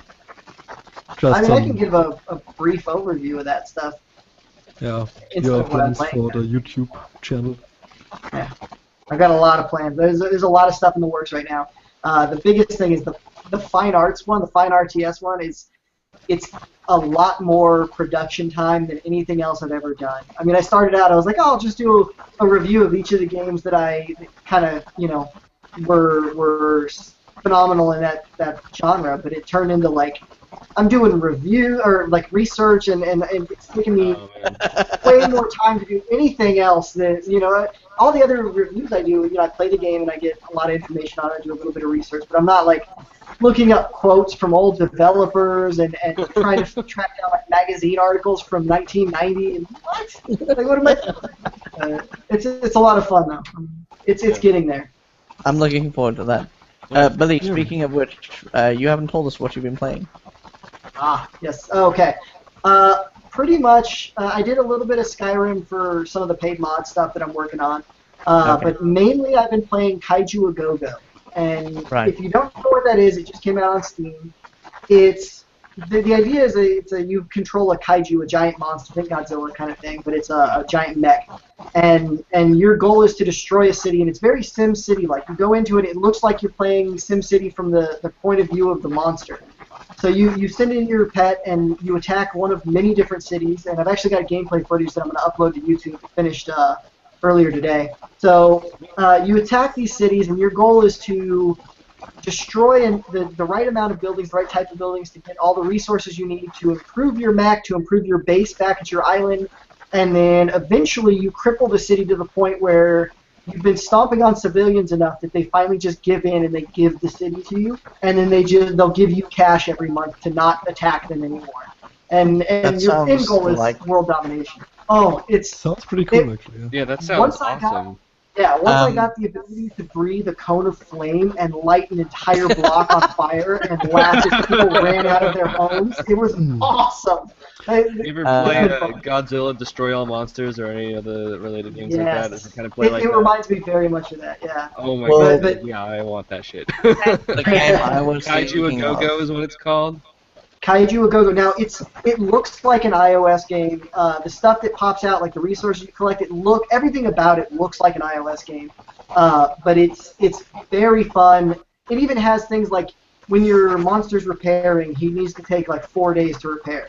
Well, I can imagine it if you bought it on iOS. It's not on there yet. But if you bought it on iOS, I imagine you would actually have to wait 4 days or spend some bullshit currency. Well, with the Steam version, there's none of that. You just speed up time and jump through it. So, I have such a blast. I'm going back to play it after this. I'm gonna go get dinner, and then I'm gonna go back to playing it because just destroying the game it most reminds me of. I don't know if you know about this game, but long ago there was a game called Rampage. Oh yeah. Yes! I love that. Oh, that would be a franchise I want to see coming back. Oh, there we We go. already talked about that. But yeah, I've also didn't midway mention what I've sport. been playing. I just Yeah, you haven't. realized. Go for it. Basically, a bit of Hearthstone, bit of Pro Evolution Soccer, and Xenoblade Chronicles 3D. And yeah, go buy Xenoblade Chronicles if you haven't so already. It really, it rekindled my interest in JRPGs. Yeah, That's cool. I was after what was the Lightning Final Fantasy 13. Yeah, it was. Lightning Returns. After 13, I was pretty much done with JRPGs. And I can I understand don't know why, but A lot of people can. Xenoblade made me come back, I and I'm enjoying it. Love it. So yeah, but only on the new 3DS. If you have an old one, you are shit out of it. But everyone is starving. Cody is starving. Cody is starving. I think pretty sure Cody died like 20 minutes ago. He's just a zombie now. Yeah, if I go play I'm having a caffeine crash and I'm just assume starving. dead. So let's end this. This was the Twinstiq Podcast. We still don't have a name for it. We're still looking for you to give us suggestions. Yeah. If you have suggestions, please offer suggestions in the comments. Also, as I keep mentioning, we're doing the game club. Get in on that, because that should be fun. That's a good community thing that we can Deus do. Ex. Yeah, we need to do Deus that. Ex. Join our forum. The original Deus Ex. Go grab it. I still need to replay that again. I need to do that. There we go.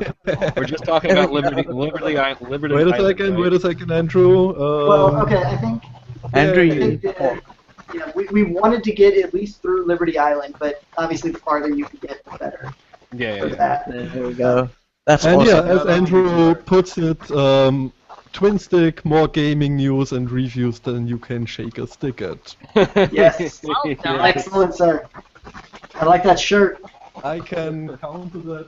I don't know if you can read it. Oh, you gotta stand up. No, your microphone's in the way. Yeah. Hold on. Stand up and make Click some on noise. it.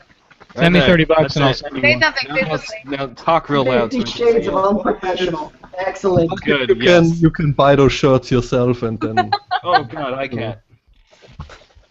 go to the store if you want to. Well, that's it. Hope you had a nice weekend.